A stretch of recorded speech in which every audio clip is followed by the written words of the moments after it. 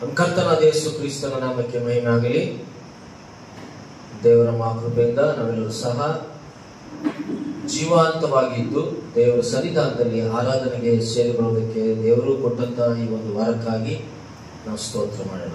గడిచిన దినములన్నీ కూడా దేవుడు కాపాడి ఆయుష్ ఆరోగ్యం ఇచ్చి మరి యొక్క వారం ఈ మడపురతాన దినములో ప్రభు సన్నిధానానికి ఆరాధనకు చేరవచ్చేదానికి దేవుడు మనకి ఇచ్చినటువంటి ధన్యతను బట్టి ప్రభుకి మనం స్తుతులు మహిమ ఘనత చెల్లిస్తాం.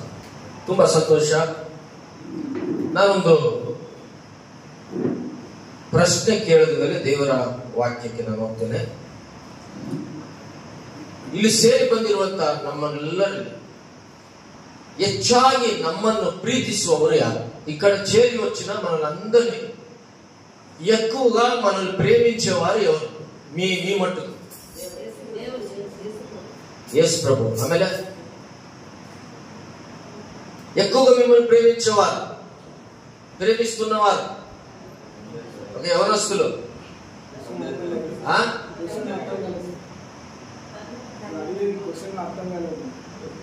మిమ్మల్ని ఈ లోకంలో ఎక్కువగా ఎవరు ప్రేమిస్తున్నారు? అర్థమైందా? తెలుగులో మిమ్మల్ని ఈ లోకంలో ఎక్కువగా ఎవరు ప్రేమిస్తున్నారు? తల్లిదండ్రులు, సేవకులు,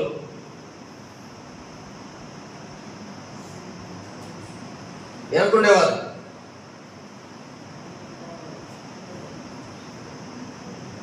ఓకే, నేను చెప్తాను. నన్ను ఎక్కువగా ప్రేమిస్తున్నవారు నా ప్రభు అయిన యేసుక్రీస్తు వారు. హల్లెలూయా, దేవుని నామానికి మహిమ కలుగుగాక. యేసుక్రీస్తు వారు ప్రేమిస్తున్నారు వాళ్ళు ఎక్కువగా. ఆయన ప్రేమ కన్నా వేరే ప్రేమ లేనే లేదు. తల్లిదండ్రుల తర్వాత, భార్యాభర్తల తర్వాత, అన్నదమ్ముల తర్వాత, ఆస్తి అంతస్తు డబ్బు అంత తర్వాత ಅವೆಲ್ಲ ಆಮೇಲೆ ನಮ್ಮನ್ನು ತಾಯಿಯ ಗರ್ಭದಿಂದ ಹುಟ್ಟಿದ ಇಲ್ಲಿವರೆಗೂ ನಮ್ಮನ್ನು ಪ್ರೀತಿಸ್ತಾ ಇರುವಂತದ್ದು ನಮ್ಮ ಕರ್ತನಾದ ಯೇಸು ಕ್ರಿಸ್ತ. ಆಮೇಲೆ ಎಲ್ಲರೂ ಗಂಡ ಹೆಂಡತಿ, ಹೆಂಡತಿ ಗಂಡನಿಗೆ, ತಂದೆ ತಾಯಿ ಮಕ್ಕಳು, ಅವೆಲ್ಲ ಸೆಕೆಂಡರಿ. ಸೊ ಹಾಗಾಗಿ ಯೇಸು ಕ್ರಿಸ್ತನು ನಮ್ಮನ್ನು ಪ್ರೀತಿಸ್ತಾ ಇದ್ದಾನೆ. ಎಷ್ಟು ಪ್ರೀತಿ ಮಾಡಿದ್ದಾನೆ ನಮ್ಮನ್ನ? ಆನ್ಸರ್, ಎಷ್ಟು ಪ್ರೀತಿ ಮಾಡಿದ್ದಾನೆ ನಮ್ಮನ್ನು ಯೇಸು ಸ್ವಾಮಿ? ತನ್ನ ಪ್ರಾಣವನ್ನು ಕೊಡುವಷ್ಟು ಪ್ರೀತಿ ಮಾಡಿದ್ದಾನೆ. ಎಂತ ಪ್ರೀತಿ? ಪ್ರಾಣವನ್ನು ಕೊಡುವಷ್ಟು ಪ್ರೀತಿ. ಯಾರಿಗೆ? ಈ ಭೂಲೋಕದಲ್ಲಿರುವಂತಹ ಎಲ್ಲಾ ಜನರಿಗೆ, ಎಲ್ಲಾ ಮತದವರಿಗೆ, ಎಲ್ಲಾ ಕುಲದವರಿಗೆ, ಎಲ್ಲರಿಗೂ ಯೇಸು ಸ್ವಾಮಿ ಆತನು ತನ್ನ ಪ್ರಾಣವನ್ನು ಕಲ್ವರಿ ಕ್ರೂಜಿಯಲ್ಲಿ ಕೊಡುವಷ್ಟು ಪ್ರೀತಿ ಯೇಸು ಸ್ವಾಮಿ ಮಾಡಿದ್ದಾರೆ. ನಂಬ್ತೀರಾ? ಇಲ್ಲ ನಮ್ದರೆಲ್ಲ ಕೈ ಎತ್ತಿ. ಆಮೇಲೆ ಪ್ರೈಸ್ ಲಾರ್ಡ್. ನಮಗೆ ಅಷ್ಟು ಪ್ರೀತಿ ಮಾಡಿದ್ದಾನೆ, ತನ್ನ ಪ್ರಾಣವನ್ನು ಕೊಟ್ಟು ಅಷ್ಟು ನಮ್ಮನ್ನ ಯೇಸು ಸ್ವಾಮಿ ಪ್ರೀತಿ ಮಾಡಿದ್ದಾನೆ. ಹಾಗಾಗಿ ಪ್ರಿಯ ದೇವರ ಮಕ್ಕಳೇ, ತನ್ನ ಪ್ರಾಣವನ್ನು ಕೊಟ್ಟು ನಮ್ಮನ್ನು ಪ್ರೀತಿ ಮಾಡಿ ಯಾರ್ಯಾರು ಆತನ ಹೆಸರಿನಲ್ಲಿ ನಂಬಿಕೆ ಇಟ್ಟಿದ್ದಾರೋ ಆತನ ಮಕ್ಕಳಾಗುವ ಅಧಿಕಾರ ಯಾರಿಗೆ ಇದೆಯೋ ಅವರನ್ನು ಇವತ್ತಿಗೂ ಮತ್ತೆ ಪ್ರೀತಿ ಮಾಡ್ತಾ ಇದ್ದಾರೆ. ಅರ್ಥ ಆಗ್ತಿದೆ ಇವಾಗ? ಯೇಸು ಸ್ವಾಮಿಯವರು ಪಾಪಿಗಳಾಗಿದ್ದಂತ ನಮ್ಮನ್ನು, ತಾಯಿಯ ಗರ್ಭದಿಂದ ಹುಟ್ಟಿದ ಅಂತ ಪಾಪಾತ್ಮರಾದ ನಮ್ಮನ್ನು, ರಕ್ಷಣೆ ನಮ್ಮನ್ನು ಯೇಸು ಸ್ವಾಮಿಯವರು ಪರಲೋಕದಿಂದ ಈ ಭೂಲೋಕಕ್ಕೆ ಬಂದು ಆ ಕಲ್ವರಿ ಕ್ರೂಜಿಯಲ್ಲಿ ತನ್ನ ಪ್ರಾಣವನ್ನು ಕೊಟ್ಟು ರಕ್ತವನ್ನು ಸುರಿಸಿ ನಮ್ಮನ್ನು ತನ್ನ ಮಕ್ಕಳಾಗಿ ಅಂಗೀಕರಿಸಿದ ಮೇಲೆ ಈಗಲೂ ಈ ಕ್ಷಣನು ಯೇಸು ಸ್ವಾಮಿ ನಮ್ಮನ್ನು ಪ್ರೀತಿ ಮಾಡ್ತಾ ಇದ್ದಾರೆ. ಅರ್ಥವಾಯ್ತದ? ಯೇಸು ಪ್ರಭು ಇಪ್ಪಟಿಗೆ ಕೂಡ మనం ప్రేమిస్తున్నాడు. ఇప్పటికి కూడా కల్మషము లేకుండా ನೀವೀಗ ನಾವೀಗ ಅಂತ ಜಾಲಿ కలిగి మనల్ని ప్రేమిస్తున్నాడు. ಎಷ್ಟು ಪ್ರೀತಿ ಯೇಸು ಸ್ವಾಮಿ ನಮ್ಮಲ್ಲಿ ತೋರಿಸಿದ್ರೆ ಗೊತ್ತಾ? ಒಂದು ಮಾತು ಹೇಳ, ನೀನು ಬೈಬಲ್ ಓದಿಲ್ಲ ಅಂದ್ರೆ ಯೇಸು ಸ್ವಾಮಿ ಇಲ್ಲಿ ಗಂಟೆ ನೀನು ಪ್ರೀತಿಸ್ತಾ ಇದ್ದಾನೆ. ಇನ್ನೊಂದು ಮಾತು ಹೇಳ, ನೀನು ಪ್ರತಿದಿನ ಪ್ರಾರ್ಥನೆ ಮಾಡೋದು ಬಿಟ್ಟಿರೋದ್ರಿಂದ ಆದ್ರೂ ಯೇಸು ಸ್ವಾಮಿ ನನ್ನನ್ನು ಪ್ರೀತಿ ಮಾಡ್ತಾ ಇದ್ದಾನೆ. ಇನ್ನೊಂದು ಮಾತು ಹೇಳ, ನೀನು ಚರ್ಚಿಗೆ ತಪ್ಪಿಸ್ಕೊಂಡು ಊರು ತಿರುಗೋದ್ರಿಂದಲೂ ದೇವರು ಇವತ್ತಿಗೂ ನಿನ್ನನ್ನು ಯೇಸು ಸ್ವಾಮಿ ಪ್ರೀತಿ ಮಾಡ್ತಾ ಇದ್ದಾನೆ. ಇನ್ನೊಂದು ಮಾತು ಹೇಳ, ನೀನು ಬರುವ ಸಂಪಾದನೆಯಲ್ಲಿ ನೀನು ಸರಿಗೆ ದೇವರು ಕೊಡಲಾರದೆ ನೀನು ಏನೇನು ಮಾಡಿದ್ರು ಇವತ್ತು ಯೇಸು ಸ್ವಾಮಿ ನಿನ್ನನ್ನು ಪ್ರೀತಿ ಮಾಡ್ತಾ ಇದ್ದಾನೆ. ಇನ್ನೊಂದು ಮಾತು ಹೇಳ, ನಿನಗೆ ದೇವರಂದ್ರೆ, ಚರ್ಚ್ ಅಂದ್ರೆ, ಸೇವಕ ಅಂದ್ರೆ ಯಾರು ಒಳ್ಳೆ ಮಾತಿಲ್ಲ ನಿನಗೆ ನಿರ್ಲಕ್ಷ್ಯತನ ವಹಿಸಿದ್ರು ಯೇಸು ಸ್ವಾಮಿ ನಿನ್ನನ್ನ ಇವತ್ತಿಗೂ ಪ್ರೀತಿ ಮಾಡ್ತಾ ಇದ್ದಾನೆ. హల్లెలూయా. ఎంత గొప్ప దేవుడు! నువ్వు ఇంత ప్రేమ చూపిస్తున్న దేవునికి నువ్వు ఎంత నిర్లక్ష్యం చేస్తున్నావు దేవుడు అంటే, యేసు అంటే యేసు ప్రభు అంటే ఎంత నిర్లక్ష్యతనమో, ఒక కొయర్ అంటే ఎంత నిర్లక్ష్యతనమో, ఒక మ్యూజిక్ అంటే ఎంత నిర్లక్ష్యతనమో, ఒక దేవుని పిల్లలుగా ఉండుటకు మనకు దేవుని బిడ్డలు ఒకరికొకరు ప్రేమించడానికి ఎంత నిర్లక్ష్యతనమో, నువ్వు దేవుని బిడ్డవని చెప్పి ఈ లోకంలో ఎప్పుడు తగులు గలాట్లు అసూయలు కక్ష భిన్నాభిప్రాయాలు కడుపు నిండా తప్పుడు నింపుకొని నువ్వు ఉన్నా కూడా యేసు స్వామి నీకు ఇంకా ఊపిరిచ్చి ఇంతవరకు నేను ప్రేమిస్తున్నాడు. ఎందుకు తెలిసిన ಯಾ ಪ್ರೀತಿ ಮಾಡ್ತೀವಿ ಗೊತ್ತಾ? ನೀನು ಒಂದು ದಿನ ಯೇಸು ಸ್ವಾಮಿ ನಂಬ್ಕೊಂಡಿದ್ಯಾ? ಏನ್ ಮಾಡಿದ್ಯಾ? ನೀನು ರಕ್ಷಣೆ ಹೊಂದಿದ್ಯಾ? ಯೇಸು ಈ ಪಾಪಿಯಾದ ನನ್ನನ್ನು ಕ್ಷಮಿಸುವಂತ ರಕ್ಷಣೆ. ನೀನು ಆವತ್ತಿನ ದೇವರ ಮಗನು ಮಗಳಾಗೋ ಅಧಿಕಾರ ದೇವರು ಕೊಟ್ಟಿದ್ದಾನೆ. ನೀವು ఎప్పుడు ప్రభు నమ్ముకోను నువ్వు ఆయన కుమారుడయ్యావు, ఆయన కుమార్తె అయ్యావు. ఎగ్జాంపుల్, నీకుండే పిల్లలు ఇద్దరు కానీ ముగ్గురు కానీ 5 మంది కానీ అందరూ కూడా దారి తప్పిపోయినా కూడా, అందరూ కూడా నీకు మోసం చేస్తున్నా కూడా, నీ బిడ్డలు నేను మాట వినకుండా కూడా నువ్వు ప్రేమిస్తున్నావా? చంపుతున్నావా? ప్రేమిస్తున్నావా? ద్వేషిస్తున్నావా? ప్రేమిస్తూ ఉన్నావు. దానికన్నా శ్రేష్టమైనటువంటి సర్వ భూ లోకాన్ని సృష్టించిన దేవుడు, మానవుని మట్టి నుంచి చేసి వాయు ఊదిన దేవుడు ఈ రోజు నిన్ను నన్ను ఇంత నువ్వు దేవునికి దూరమైనా, దేవునికి నువ్వు పాపం చేస్తున్నా, దేవునికి ఇష్టం లేకుండా ఉన్నా, నువ్వు నిర్లక్ష్యం చేస్తున్నా, నిన్ను కూడా ఆ పరలోకపు తండ్రి ఇప్పటికీ నిన్ను ప్రేమించి జాలి గల దేవుడు నిన్ను ఆదుకుంటున్నాడని నువ్వు మర్చిపోకాకు. హల్లెలూయా.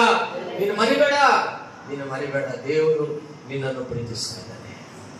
ಎಷ್ಟು ಪ್ರೀತಿ ನಿನ್ನ ಮೇಲೆ ತೋರಿಸ್ತಾನೆ. ಹಾಗಾಗಿ ಪ್ರಿಯರೇ, ಈ ದಿನಗಳಲ್ಲಿ ಕೆಲವರು ದೇವರಿಷ್ಟು ಪ್ರೀತಿ ಮಾಡಿದ್ರೆ, ನೀನ್ ಇಷ್ಟು ದೇವರಿಗೆ ಅಭಿನಯವಾಗಿ ನಡೆಸ್ತಿದ್ರು, ನೀನು ಹೆಚ್ಚಾಗಿ ಲೋಕದಲ್ಲಿ ಎಲ್ಲದಕ್ಕಿಂತಲೂ ಹೆಚ್ಚಾಗಿ ನೀನು ಈ ಲೋಕವನ್ನು ನೀನು ಪ್ರೀತಿ ಮಾಡ್ತಿದ್ರು. ಯೇಸು ಸ್ವಾಮಿ ನಿನ್ನನ್ನು ಪ್ರೀತಿ ಮಾಡ್ತಾ ಇದ್ದಾನೆ. ಹಲ್ಲೆಲೂಯಾ.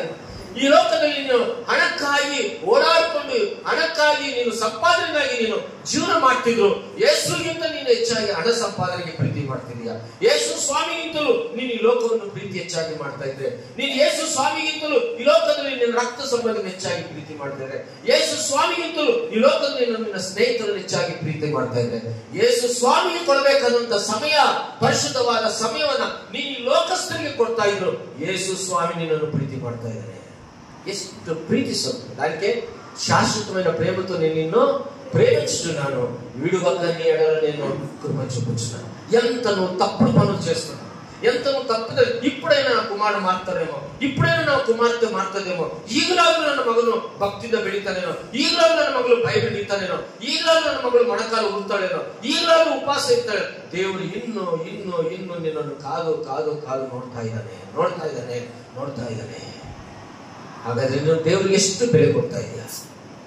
ನೀನು ಎಷ್ಟು ದೇವರನ್ನು ಗೌರವಿಸ್ತಾ ಇದ್ದೀಯ? ನೀನು ಎಷ್ಟು ಸನ್ಮಾನವನ್ನು ದೇವರಿಗೆ ಮಾಡ್ತಾ ಇದ್ದ? ಅದಕ್ಕೋಸ್ಕರ ಪ್ರೇರೆ, ಈ ಲೋಕದಲ್ಲಿ ಇವೆಲ್ಲ ಪ್ರೀತಿಗಿಂತಲೂ ನೀನು ಮಾಡಬೇಕಾದಂತ ಪ್ರೀತಿ ಯೇಸುವಿಗೆ ಮಾತ್ರ ನೀನು ಪ್ರೀತಿ ಮಾಡಬೇಕು. ಹಲ್ಲೆಲೂಯಾ. ನೀನು ಯೇಸುವನ್ನು ನೀನು ಪ್ರೀತಿ ಮಾಡಬೇಕು. ಈ ಎಲ್ಲದಕ್ಕಿಂತಲೂ ನೀನು ಯೇಸುವನ್ನು ప్రీతి ಮಾಡಬೇಕು. అదే ಇವತ್ತು నీ సబ్జెక్ట్. ఇప్పుడు చెప్పేటువంటి సబ్జెక్ట్ అదే. నువ్వు వీటన్నిటికన్నా ఎక్కువగా నీ హృదయం నుంచి నువ్వు ఎక్కువగా యేసు క్రీస్తును ఎక్కువగా నువ్వు ప్రేమిస్తున్నావా? ప్రేమించుతో దూరమైపోయావా? నువ్వు ప్రేమించిన దాంట్లో తక్కువైపోయావా? లేదా ಪ್ರೇಮಿಂಚ దాంట్లో వెనకబడిపోయావా? ಹಾಗಾದ್ರೆ ಪ್ರಿಯ ದೇವರ ಮಕ್ಕಳೇ, ಯೇಸು ಸ್ವಾಮಿ ನಿಮ್ಗೆಲ್ಲರೂ ಗೊತ್ತಿರುವ ಹಾಗೆ ದೇವರ ಒಂದು ವಾಕ್ಯದಿಂದ ನಾವು ಪ್ರಾರಂಭ ಮಾಡಿಕೊಳ್ಳೋಣ. ಯೋಹಾನ ಬರೆದ ಸುವಾರ್ತೆ 3ನೇ ಅಧ್ಯಾಯ 16ನೇ ವಚನ. ಯಾರು ತೆಗಿಬೇಡ್ರಿ, ಹಂಗೆ ಹೇಳಿ, ಬಾಯ್ಪಾಠ ತೆಲುಗು ಕನ್ನಡದಲ್ಲಿ ನೋಡೋಣ. ಎಲ್ಲರೂ ಹೇಳಿ, ಎಲ್ಲರೂ.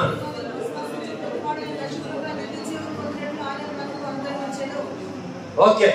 ಯೋಹಾನ ಸುವಾರ್ತೆ 3:16, ದೇವರು ಲೋಕದ ಮೇಲೆ ತನ್ನ ಒಬ್ಬನ ಮಗನನ್ನೇ, ನಾನು ಹೇಳಿಲ್ಲ, ತನ್ನ ಒಬ್ಬನೇ ಮಗನನ್ನು, ನೀವು ಕಂಟಿನ್ಯೂ ಮಾಡಿ ನಾನು ಹೇಳೋದು. ದೇವರು ಲೋಕದ ಮೇಲೆ ಎಷ್ಟೋ ಪ್ರೀತಿಯಲ್ಲಿ ಇಟ್ಟು ತನ್ನ ಒಬ್ಬನ ಮಗನನ್ನು, ಆತನು ನಮ್ಮ ಒಬ್ಬನಾದರೂ ಎಲ್ಲರೂ ನಿತ್ಯ ಜೀವವನ್ನು ಪಡೆಯಬೇಕೆಂದು ಆತನನ್ನು ಕೊಟ್ಟು. దేవుడు లోకాన్ని ఎంతో ప్రేమించాడు. లోకం అంటే ఎవరు? మనమే. దేవుడు లోకంలో ಎಷ್ಟೋ ಪ್ರೀತಿ ಇಟ್ಟ. ಎಂಥ ಪ್ರೀತಿ! ತನ್ನ ಪ್ರಾಣವನ್ನು ಶಿಲುಬೆ ಮೇಲೆ ಕೊಡುವಷ್ಟು ಪ್ರೀತಿ. ಎಂಥ ಪ್ರೀತಿ! ತನ್ನ ತಲೆಗೆ ಮುಳ್ಳಿನ ಕಿರೀಟವನ್ನು ಹಾಕಿದ್ರು, ತನ್ನ ಮುಖಕ್ಕೆ ಉಗಿದ್ರು, ತನ್ನ ಕೈಕಾಲುಗಳು ಮಳೆಯಿಂದ ಹೊಡೆದ್ರು, ತನ್ನ ಪಕ್ಕಿಗೆ ತಿವಿದ್ರು, ತನ್ನನ್ನು 40 ಹೊಡೆತ ಹೊಡೆದ್ರು, ಆತನನ್ನು ಕರ್ಕೊಂಡು ಸಿಲುಬೆ ಹಾಕಿಸ್ಕೊಂಡು ಗೊಲ್ಗೊತ್ತಾ ಬೆಟ್ಟದ ಆದು ಯೇಸು ಸ್ವಾಮಿ ಎಷ್ಟು ನಿನಗೋಸ್ಕರ ಸಹಿಸಿಕೊಂಡ. ಎಂಥ ಪ್ರೀತಿ, ಯೇಸುವಿನ ಪ್ರೀತಿ! ದೇವರ ಲೋಕದಲ್ಲಿ ಎಷ್ಟೋ ಪ್ರೀತಿ ಇಟ್ಟು ತನ್ನ ಒಬ್ಬನೇ ಮಗನನ್ನು ನಿನಗೋಸ್ಕರ ನನಗೋಸ್ಕರ ಆ ಶಿಲುಬೆ ಮೇಲೆ ಬಲಿಯನ್ನು ಕೊಟ್ಟ. ಹಾಗಾದ್ರೆ ಯಾಕೆ ಬಲಿಯನ್ನು ಕೊಟ್ಟಂದ್ರೆ ಆತನನ್ನು ನಂಬುವ ಒಬ್ಬನಾದರೂ, ಯೇಸು ಕ್ರಿಸ್ತನನ್ನು ನಂಬುವಂತ ಒಬ್ಬನು ಸಹ ನಾಶವಾಗಬಾರದು. ದೇವರ ಉದ್ದೇಶ ಅದೇ. ಕ್ರಿಸ್ತನ ఎవరైతే ప్రభు నమ్ముకుంటారో వారు నశించిపోకూడదు. దానికే యేసు ప్రభు నమ్ముకోవాలా. ఎందుకు నశించిపోకూడదు అంటే దేవుని ఉద్దేశం ఆయన స్వరూపమందు మనుషులు చేసినాడు కాబట్టి ఆ మనిషి ప్రాణం ఒకసారి చచ్చిపోతే ఆయన ఆత్మ దేవుని దగ్గరికి వెళ్ళాలి. కాబట్టి ఏ మానవుడు కూడా చనిపోతే నశించి నరకానికి నిత్య నరకము అగ్నిగంధకాన్ని వెళ్ళకూడదని యేసు నిన్ను నన్ను ప్రేమించాడు. ಯೇಸು ಕ್ರಿಸ್ತನು ನನ್ನನ್ನು ನಿನ್ನನ್ನು ಯಾಕೆ ಪ್ರೀತಿ ಮಾಡಿದಂದ್ರೆ ಆತನ ಮಗನು ಮಗಳಾಗಿ ಶಾಶ್ವತವಾಗಿ ಆ ಪರಲೋಕದಲ್ಲಿ ಕರ್ತನ ಸನ್ನಿಧಾನದಲ್ಲಿ ಆ ಸಿಂಹಾಸನದ ಮುಂದೆ ದೇವರ ಸನ್ನಿಧಾನದಲ್ಲಿ ಯುಗ ಯುಗಗಳು ಆತನನ್ನು ಆರಾಧಿಸುತ್ತಾ ಮಹಿಮೆ ಪಡಿಸುತ್ತಾ ನಾನು ನೀನು ಪರಲೋಕದಲ್ಲಿ ದೇವರ ಬಳಿ ಇರಬೇಕೆಂಬುದಾಗಿ ಯೇಸು ಸ್ವಾಮಿ ನಿನಗೋಸ್ಕರ ನನಗೋಸ್ಕರ ತನ್ನ ಪ್ರಾಣವನ್ನು ಕೊಟ್ಟು ರಕ್ತವನ್ನು ಸುರಿಸಿ ಆತನು ನಿನ್ನನ್ನು ಆತನ ಮಗನು ಮಗಳಾಗಿ ಮಾಡಿಕೊಂಡ. ಅರ್ಥ ಆಯ್ತಾ? ದೇವರ ಲೋಕದ ಮೇಲೆ ಎಷ್ಟೋ ಪ್ರೀತಿ. ಹಾಗಾದ್ರೆ ಇಷ್ಟು ದಾರಿ ಹೇಳಿದಂತ ಪ್ರಾಣ, ನಿನ್ನನ್ನು ಇಷ್ಟು ಪ್ರೀತಿ ಮಾಡಿದಂತ ಪ್ರಾಣ, ನಿನ್ನ ಮೇಲೆ ಇಷ್ಟು ಮಮಕಾರ ತೋರಿಸಿದಂತ ಯೇಸುವಿನ ಮೇಲೆ ನೀನು ಎಷ್ಟು ಪ್ರೀತಿ ಮಾಡ್ತಾ ಇದೀಯ? ಎಷ್ಟು ಪ್ರೀತಿ ಮಾಡ್ತಾ ಇದೀಯ? ದೇವರ ವಾಕ್ಯದಲ್ಲಿ ನಾವು ನೋಡೋಣ. ಮತ್ತಾಯನ ಬರೆದ ಸುವಾರ್ತೆ 22ನೇ ಅಧ್ಯಾಯ 36-37 ವಚನ. ಮತ್ತಾಯನ ಬರೆದ ಸುವಾರ್ತೆ ಧರ್ಮಶಾಸ್ತ್ರದಲ್ಲಿ ಯಾವ ಆಜ್ಞೆ 22ನೇ ಅಧ್ಯಾಯ 36-37. ಅದೇ ಧರ್ಮಶಾಸ್ತ್ರದಲ್ಲಿ ಯಾವ ಆಜ್ಞೆ ಮುಖ್ಯವಾದದ್ದು ಎಂದು ಆತನನ್ನು ಕೇಳಿದ್ದಕ್ಕೆ ಆತನು ನಿನ್ನ ದೇವರಾಗಿರುವ ಕರ್ತನನ್ನು ನಿನ್ನ ಪೂರ್ಣ ಹೃದಯದಿಂದಲೂ ನಿನ್ನ ಪೂರ್ಣ ಪ್ರಾಣದಿಂದಲೂ ನಿನ್ನ ಪೂರ್ಣ ಬುದ್ಧಿಯಿಂದಲೂ ಪ್ರೀತಿಸಬೇಕು ಎಂಬ ಆಜ್ಞೆಯೇ ಮುಖ್ಯವಾದದ್ದು. ಮತ್ತು ಮೊದಲನೆಯದು ಇದಕ್ಕೆ ಸಮಾನವಾದದ್ದು ಎರಡೇ ಆಜ್ಞೆ ಒಂದು ಉಂಟು. ಅದು ಯಾವುದೆಂದರೆ ನಿನ್ನ ನೆರೆಯವನನ್ನು ನಿನ್ನಂತೆ ಪ್ರೀತಿಸಬೇಕೆಂಬುದು. ಈ ಎರಡು ಆಜ್ಞೆಗಳು ಎಲ್ಲಾ ಧರ್ಮಶಾಸ್ತ್ರಕ್ಕೂ ಪ್ರವಾದನ ಗ್ರಂಥಕ್ಕೂ ಆಧಾರವಾಗಿವೆ ಎಂದು. ಓಕೆ, ಕೇಳಬೇಕು. ದೇವರ ವಾಕ್ಯ ಎಷ್ಟು ಸ್ಪಷ್ಟವಾಗಿ ನಾವು ನೋಡ್ತಿದೀವಿ ಅಂದ್ರೆ ಇಲ್ಲಿ ಗಮನಿಸಬೇಕು. ಯೇಸು ಕ್ರಿಸ್ತನ ಆಜ್ಞೆ ವಿಶ್ವಾಸವಾದ ನಮಗೆ. ಯೇಸು ನಂಬಿದ್ದೇವೆ, ಚರ್ಚಿಗೆ ಬರ್ತಿದೀವಿ, ಅಫ್ಕೋರ್ಸ್ ಆರಾಧನೆ ಮಾಡ್ತಿದೀವಿ, ಹಾಡು ಹೇಳ್ತಿದೀವಿ, ಓಕೆ, ನಾವೆಲ್ಲ ವಾದ್ಯಗಳನ್ನು ಬಾರಿಸ್ತಾ ಇದ್ದೀವಿ, ದೇವರಿಗೆ ಸ್ತೋತ್ರ, ಸಂತೋಷ. ಆದ್ರೆ ದೇವರು ಮಕ್ಕಳು ತನ್ನ ಶಿಷ್ಯರು ಇಲ್ಲಿ ನಾವು ಕೇಳುವಂಥದ್ದು ಏನ್ ಕೇಳ್ತಿದ್ದಾರೆ ಅಂದ್ರೆ, ಶಿಷ್ಯರಲ್ಲಿ ನಾವು ಗಮನಿಸುವಂತ ವಿಷಯ, ಆ ಒಂದು ಮಾತುಗಳನ್ನು ನಾವು ಗಮನಿಸುವಾಗ 18ನೇ ವಚನದಲ್ಲಿ ಕಪಟಿಗಳಾದಂತ ಈ ಪರಿಸರವರೆಲ್ಲರೂ ಪರೀಕ್ಷೆ ಮಾಡುವಂತ ಸಮಯದಲ್ಲಿ ಯೇಸು ಸ್ವಾಮಿ ಹೇಳ್ತಿರುವಂತದ್ದು ನಾವು ನೋಡುವಂತ ವಿಷಯ. ಯಾವ್ದೋ 22ನೇ ಅಧ್ಯಾಯ 36ನೇ ವಚನದಲ್ಲಿ ನಾವು ಗಮನಿಸುವಂತ ಏನಂದ್ರೆ, ಗುರುವೇ, ಧರ್ಮಶಾಸ್ತ್ರದಲ್ಲಿ ಯಾವ ಆಜ್ಞೆ ಮುಖ್ಯವಾದದ್ದು?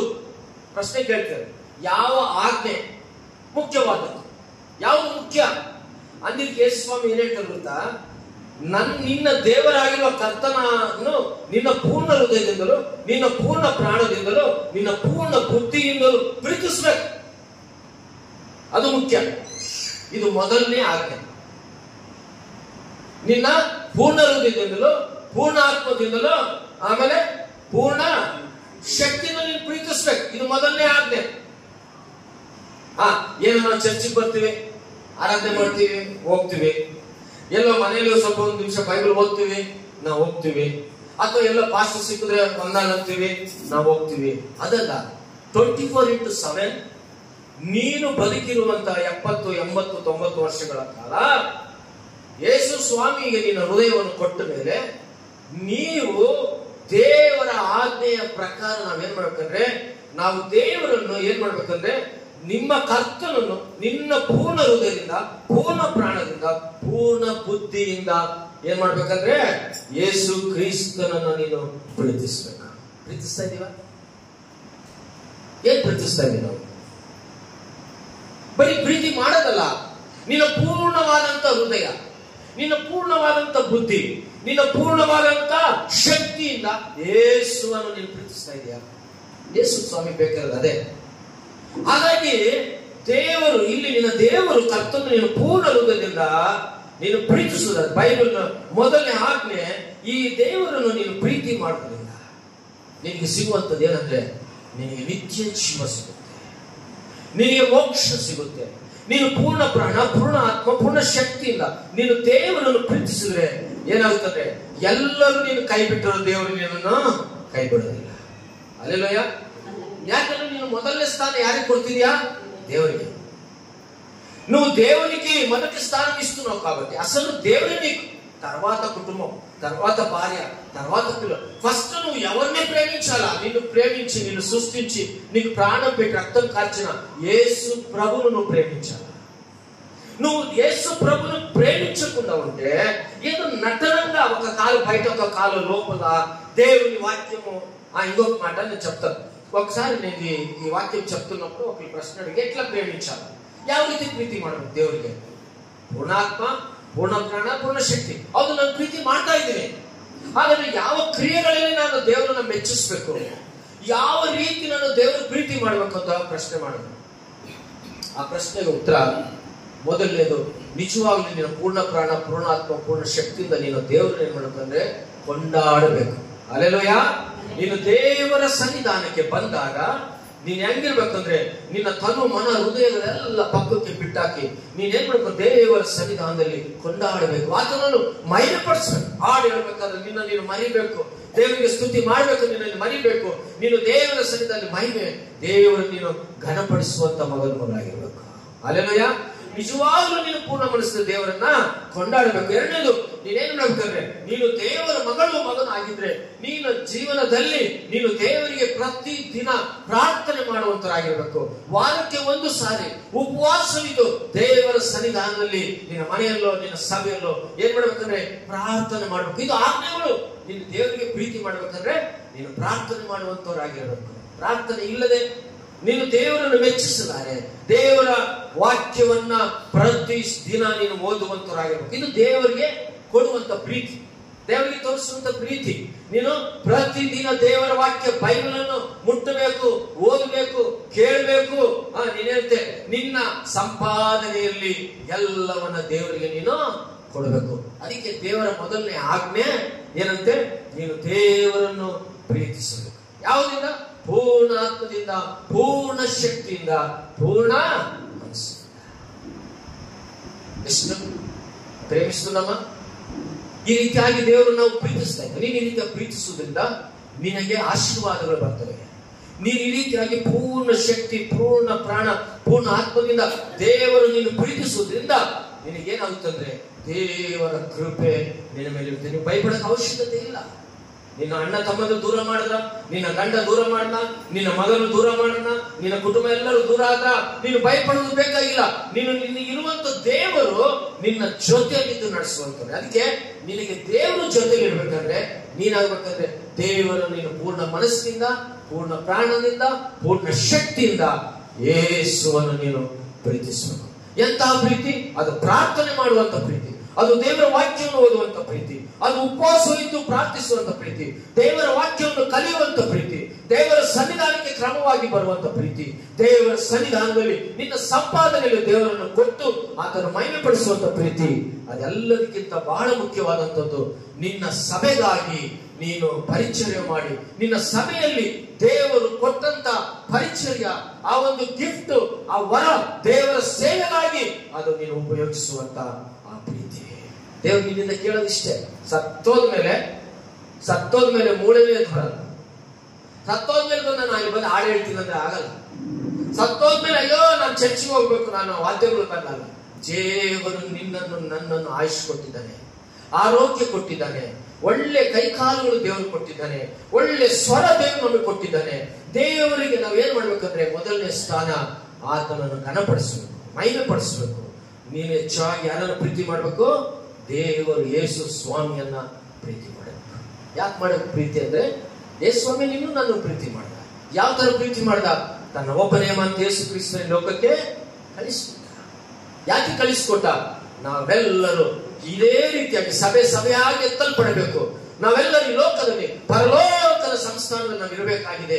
ಅಲ್ಲಿ ನಮಗೋಸ್ಕರ ಬಂಗಾರದ ಬೀದಿಗಳು, ಅಲ್ಲಿ ನಮಗೋಸ್ಕರ ಬಂಗಾರದ ಮನೆಗಳು, ಅಲ್ಲಿ ನಮಗೋಸ್ಕರ ದೇವರ ಪ್ರಸನ್ನತೆ ಇರೋದ್ರಿಂದ ನಾವು ಈ ಲೋಕದಲ್ಲಿ ಕಣ್ಣು ಮುಚ್ಚಿದಾಗ ಹಾಗೆ ನಾವು ದೇವರ ಸನ್ನಿಧಾನದಲ್ಲಿ ನಾವು ಇರಬೇಕು. ಅದಕ್ಕೋಸ್ಕರ ದೇವರು ನಮ್ಮನ್ನು ಆತನ ಪ್ರಾಣ ಕೊಟ್ಟು ನಮ್ಮನ್ನು ಪ್ರೀತಿ ಮಾಡಿದ್ದಾನೆ. ಹಾಗಾಗಿ ನಾವು ದೇವರನ್ನ ಹೆಚ್ಚಾಗಿ ನಾವು ಪ್ರೀತಿ ಮಾಡಬೇಕು. ಬೈಬಲ್ ಅಲ್ಲಿ ಇನ್ನೊಂದು ಮಾತು ನಾವು ನೋಡೋಣ. ಯೋಹಾನ ಬರೆದ ಸುವಾರ್ತೆ 14ನೇ ಅಧ್ಯಾಯ 21ನೇ ವಚನ. ಯೋಹಾನ ಬರೆದ ಸುವಾರ್ತೆ 14ನೇ ಅಧ್ಯಾಯ 21ನೇ ವಚನ.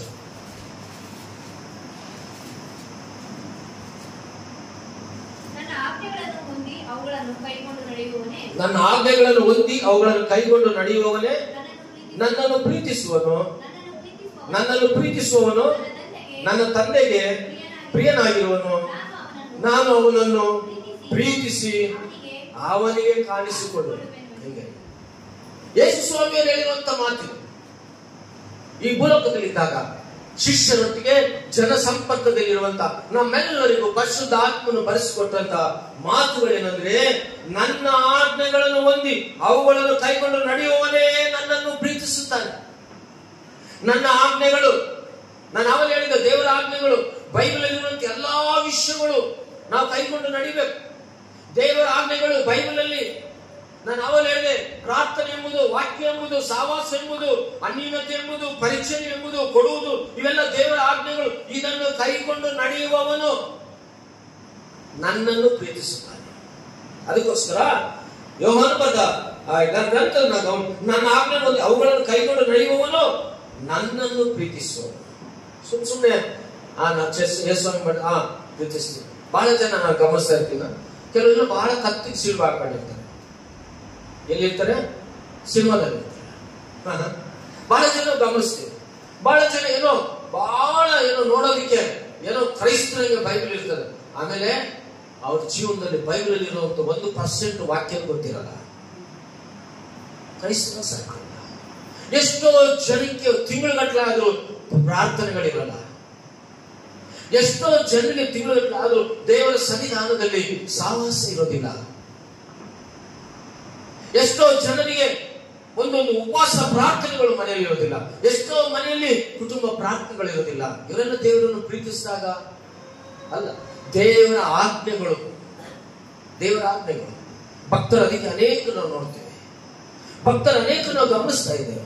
ದೇವರ ಆಜ್ಞೆಗಳು ಕೈಕೊಂಡು ನಡಿಬೇಕು. ಬಡವರನ್ನು ಪ್ರೀತಿಸು, ಕಷ್ಟದಲ್ಲಿರೋನು ಪ್ರೀತಿಸು, ಅನಾರೋಗ್ಯವನ್ನು ಪ್ರೀತಿಸು. ಅದಕ್ಕೆ ಅವಲೇ ನಾವು ನಿನ್ನಂತೆ ನಿನ್ನ ನೆರೆಯವರನ್ನ ಪ್ರೀತಿಸು.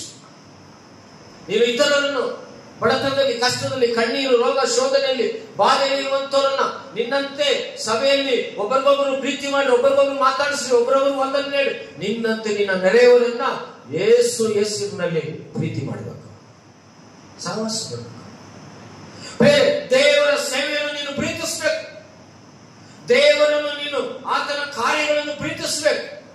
ದೇವರು ಕೊಟ್ಟಂತ ನಿನಗೆ ಕೆಲಸ, ಜವಾಬ್ದಾರಿ ನಂಬಿಕೆಯಿಂದ, ಪ್ರೀತಿಯಿಂದ ಮಾಡಬೇಕು. ನಾನೊಂದು ವಿಷಯ ಹಾಕೊಂಡ್ಬರ್ತೀವಿ. ನೀವೆಲ್ಲರೂ ಮದರ್ ತೆರೇಸಾ ಎಷ್ಟು ಜನ ಗೊತ್ತಿಲ್ಲ? ಎಲ್ಲರೂ ಗೊತ್ತು. ಮದರ್ ತೆರೇಸಾ ಗೊತ್ತು.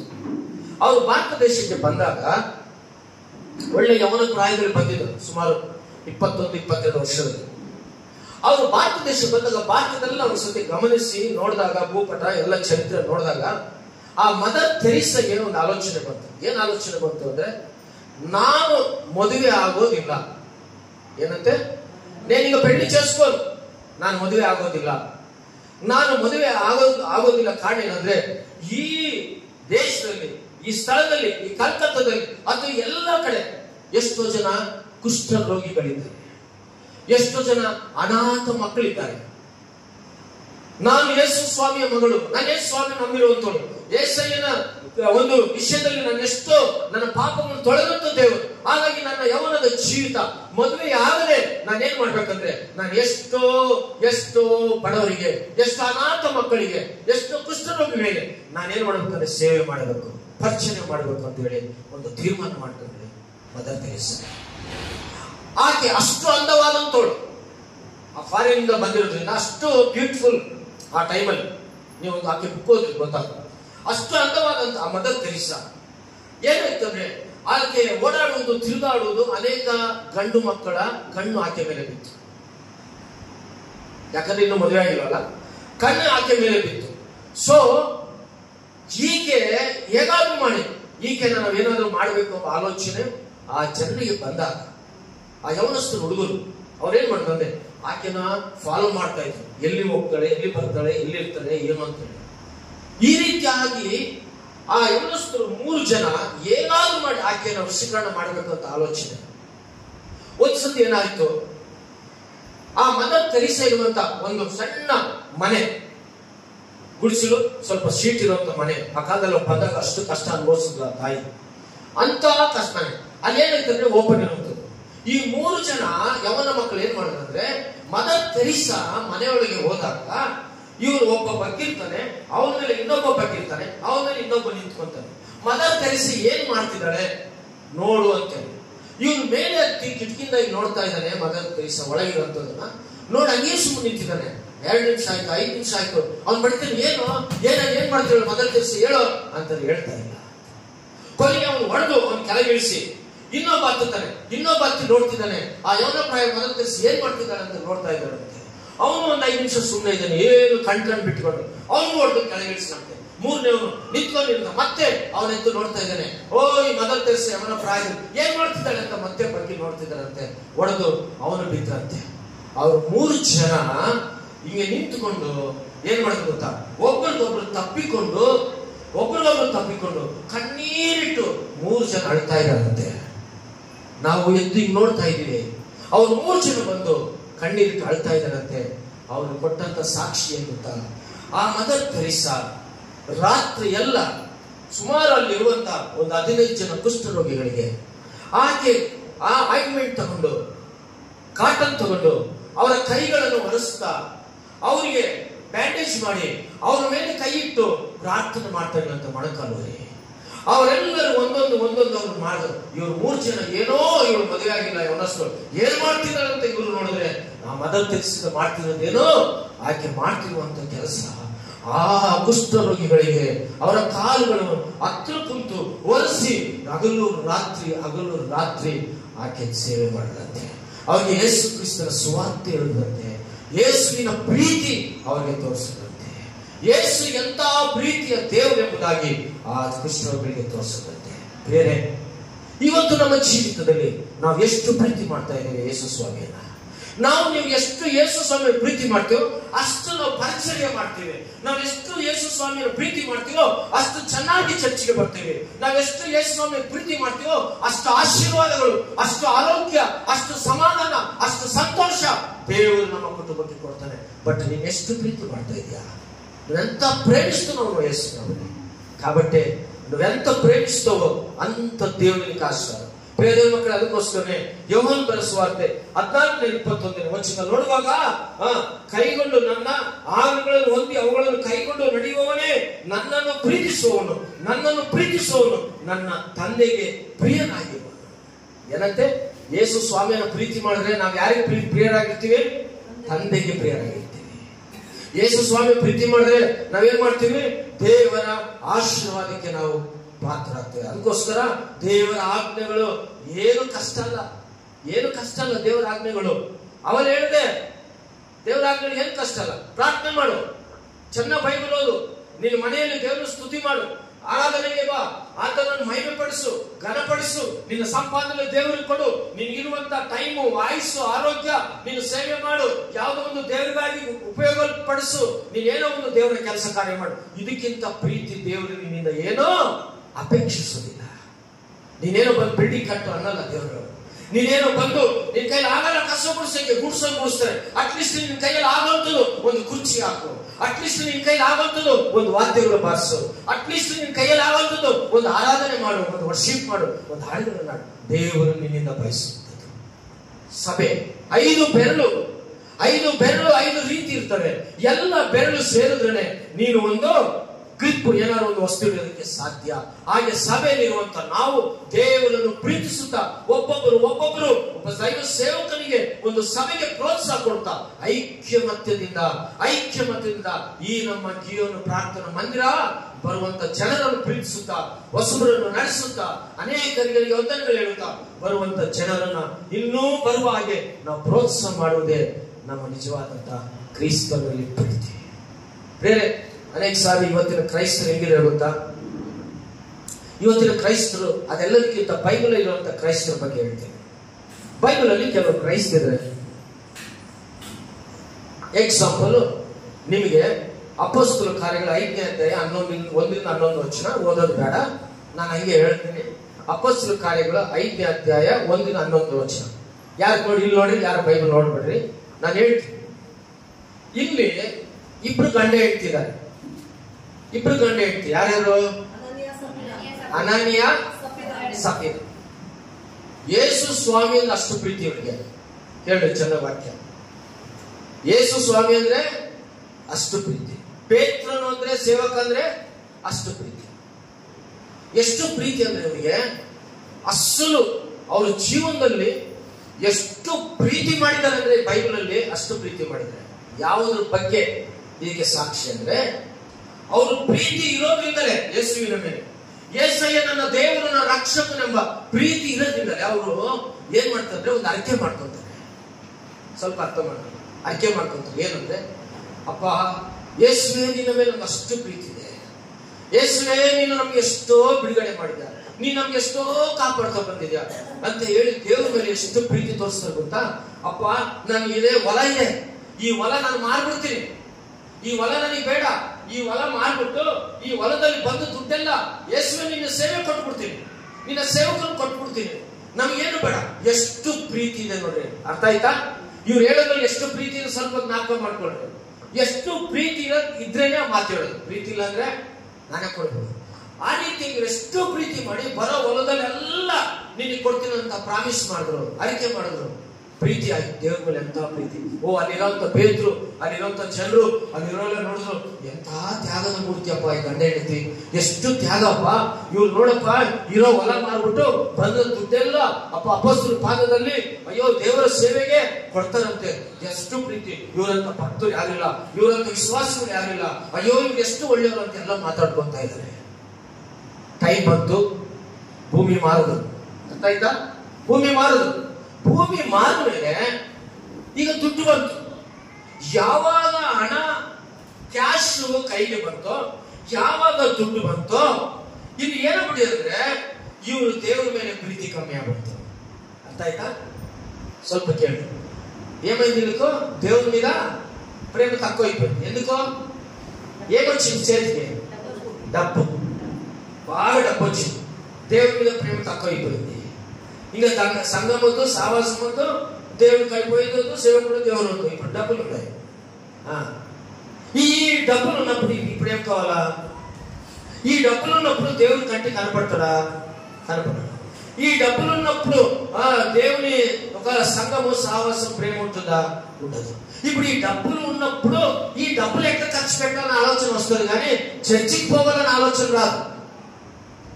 ఈ డబ్బులు ఉన్నప్పుడు ఈ డబ్బులు ఉన్నప్పుడు ఏమేమి మజా చేయాలని ఆలోచన వస్తుంది, కానీ ఈ డబ్బులు ఏమి చేస్తుందో మనుషులు ఏ సమయంలో తెలియదు, కానీ ఈ డబ్బు ఇదికి వచ్చేసింది. ఇప్పుడు ఏమైంది? దేవునికి ఇష్టం ఒప్పుకోను. ఎంత ప్రేమ! నేను ఎందుకు చెప్తుంది, యేసుని ఎట్లా ప్రేమించాలా దాని గురించి. వీళ్ళకి ఎంత ప్రేమ, ಎಷ್ಟು ಪ್ರೀತಿ ಅಂದ್ರೆ ಇವರು ದೇವರು ಪ್ರೀತಿ ಮಾಡ್ಬೇಕಂತ. ನಾನು ಬಂದ ಹೊಲ ದುಡ್ಡೆಲ್ಲ ಕೊಡ್ತೀನಿ ಅಂದವರು, ದುಡ್ಡು ಬಂತು, ಕೈಗೆ ಬಂತು. ಗಂಡ ಏನ್ ಮಾಡ್ದ? ಅಣ್ಣನ ಏನ್ ಮಾಡ್ದ? ಗಂಡ ಏನ್ ಮಾಡ್ದ? ನಾನು ದೇವ್ರಿಗೆ ಕೊಡ್ಬೇಕಲ್ಲ, ನಾನು ಹೇಳಿದ ಮಾತು ಕೊಟ್ಟಿದ್ದೀನಿ, ಇರ್ಲಿ ಬಿಡು. ಮಾತು ಕೊಟ್ಟಿದ್ರಲ್ಲಿ ಈಗ ಯಾರು ನೋಡಿದಾರೆ? ನಾನು ಮಾರಿದಾರ ನೋಡಿದಾರ? ತಹಸೀಲ್ದಾರ್ ಬಿಟ್ರೆ ಯಾರು ನೋಡಿಲ್ಲ. ಹಾಗಾಗಿ ಇದ್ರಲ್ಲಿ ಸ್ವಲ್ಪ ದುಡ್ಡು ನಾನು ಪಕ್ಕಕ್ಕಿಟ್ಟು, ಇಷ್ಟು ಬಂದಿದ್ದು 50 ಲಕ್ಷ ಬಂದ್ರೆ 50 ಲಕ್ಷ ದೇವ್ರು ಕೊಡ್ಬೇಕ ಅಂತ ಹೇಳಿ ಅದ್ರಲ್ಲಿ 25 ಲಕ್ಷ ಪಕ್ಕಕ್ಕಿಟ್ಟು 25 ಲಕ್ಷ ತಗೊಂಡು ಯಾರ ಹತ್ರ ಬಂದ್ರು? ಪೇತ್ರನ ಹತ್ರ ಬಂದ್ರು. ಪೇತ್ರ ಕೊಟ್ಟು, ಪೇತ್ರನೇ ನಾನು ಹೊಲ ಮಾರಿದ್ರಲ್ಲಿ 25 ಲಕ್ಷ ತಂದೇನಪ್ಪ, ನಾನು ಹೇಳಿದ ಪ್ರಕಾರ ನಾನು ಅಡಿಕೆ ತೀರಿಸ್ತಿದ್ದೀನಿ, ತಗೋ ಪೇತ್ರನೇ ಅಂತ ಕೊಟ್ಟು. ಪೇತ್ರ ಸಾಮಾನ್ಯ ಮನುಷ್ಯನ? ಸ್ವಲ್ಪ ತಿಂಕ್ ಮಾಡಿ. ಪೇತ್ರ ದಡ್ಡ ಅಲ್ಲ. ಪೇತ್ರನು ಪರಿಶುದ್ಧ ಆತ್ಮದಿಂದ ತುಂಬಿದ್ದಾನೆ. ತಿಳ್ಕೊಳ್ಳಿ, ಪೇತ್ರನಿಗೆ ಸಕಲ ಆಲೋಚನೆಗಳು ಗೊತ್ತು. ಪೇತ್ರನು ಒಳ್ಳೆ ನಾಯಕನು, ಪೇತ್ರನು ದೇವರ ಸೇವಕನು, ಪೇತ್ರನಿಗೆ ಎಲ್ಲ ಗೊತ್ತು. ಏನಂತ ಗೊತ್ತಾ? ಅನಾನೇ ನೀನು ಹೊಲ ಇಷ್ಟಕ್ಕೇನ ಮಾರಿದ್ರು? ಹ್ಞೂ ಸರ್, ಇಷ್ಟಕ್ಕೆ ಮಾರಿದ್ದು ಪೇತ್ರೆ, ಇಷ್ಟೇ ಮಾರಿ ಅರ್ಧ ತಂದು ಅದ ನಿನಗೆ ಕೊಟ್ಟೆ, ನೀನು ಸುಳ್ಳು ಹೇಳಬೇಡ. ಇಂತಕ್ಕೆ ಇಷ್ಟಕ್ಕೆ ಮಾರಿದ್ದು. ನೀನು ಆಮೇಲೆ ಮನೆಗೆ ಹೋಗಿ ವಾಕ್ಯ ಹೋದ್ರಿ, ಆ ವಾಕ್ಯ ಟೈಮ್ ಇಲ್ಲ ನನಗೆ, ಇಷ್ಟಕ್ಕೆ ಮಾರಿದ್ದು ಹಂಗಂದ ದುಡ್ಡಲ್ಲಿಟ್ಟ. ಅಲ್ಲಿಂದ ಅಷ್ಟರ ಹೋಗೋಷ್ಟ್ರೊಳಗೆ ಏನಾದ? ಅನಾನೇ ಸೆಟ್ಲು ಏನಾದ? ಪ್ರಾಣ ಬಿಟ್ಟ, ಸತ್ತೋಗ. ಸರಿ, ಆಗಿದ್ದಾಯ್ತಲ್ಲ, ಅನಾನೇ ಹೋದ. ಈಗ ಏನಾಯ್ತು ಅಂದ್ರೆ, ಈ ಸಫೀರತ್ತು ಇನ್ನೂ ನನ್ನ ಗಂಡ ಬಂದಿಲ್ವಲ್ಲ ಅನ್ಕೊಂಡು ಸಫೀರತ್ತು ಬಂದು ಎಲ್ಲ ತಗೊಂಡು ಬಂದು ಅನ ಸಫೀರತ್ ಕೇಳ್ತೀಯ, ಏನಮ್ಮ ನೀನು ನಿನ್ ಗಂಡ ಈ ಹೊಲ ಮಾರಿದ್ರಲ್ಲ, ಇಷ್ಟಕ್ಕೆನಾ ನೀವು ಮಾರಿದ್ದು? ಅಷ್ಟಕ್ಕೆ ಮಾರಿದ್ದು,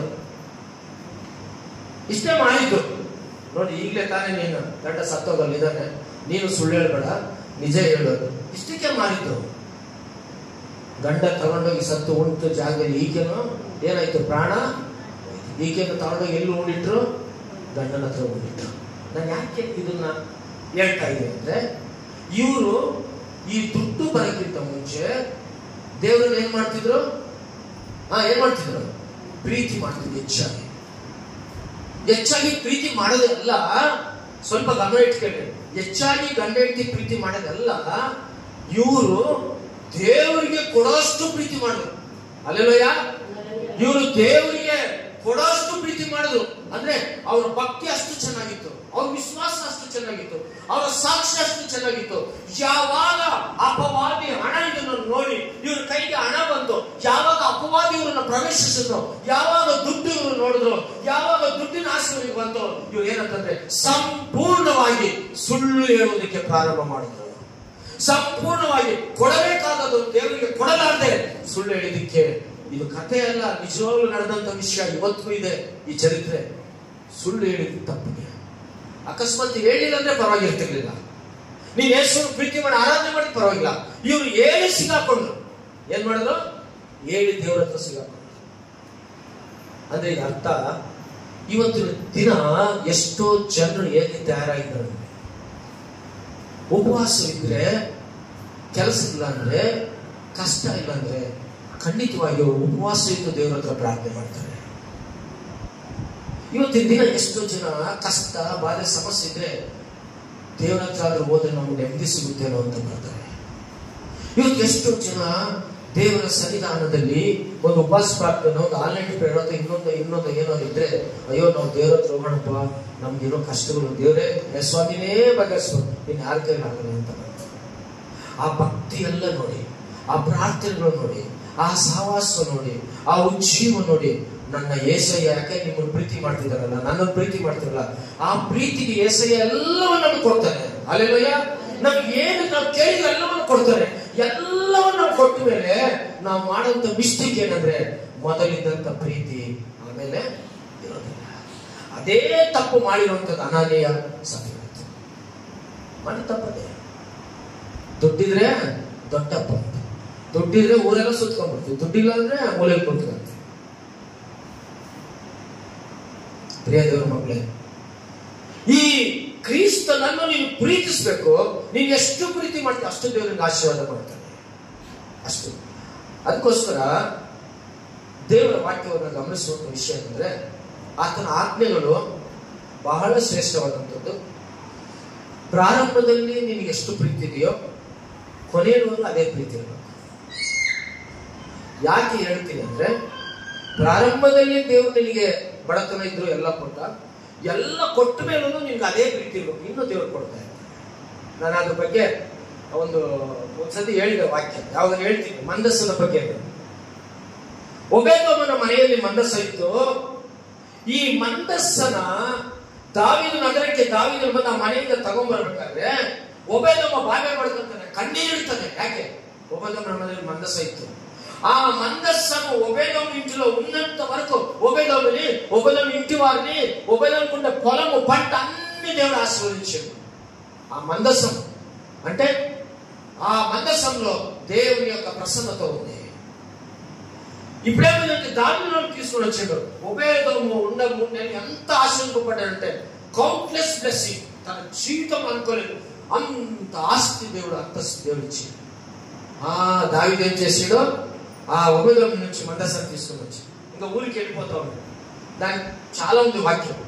వెళ్ళిపోతుంటే ఒక మాట ఏంటంటే చెప్తాను. ఒబేదోము ఊరుకుండలేదు. వినండి, అంతవరకు యేసు ప్రభు దేవుడు గారు ఒబేదోముకు తెలియదు, మందసం అంటే తెలియదు.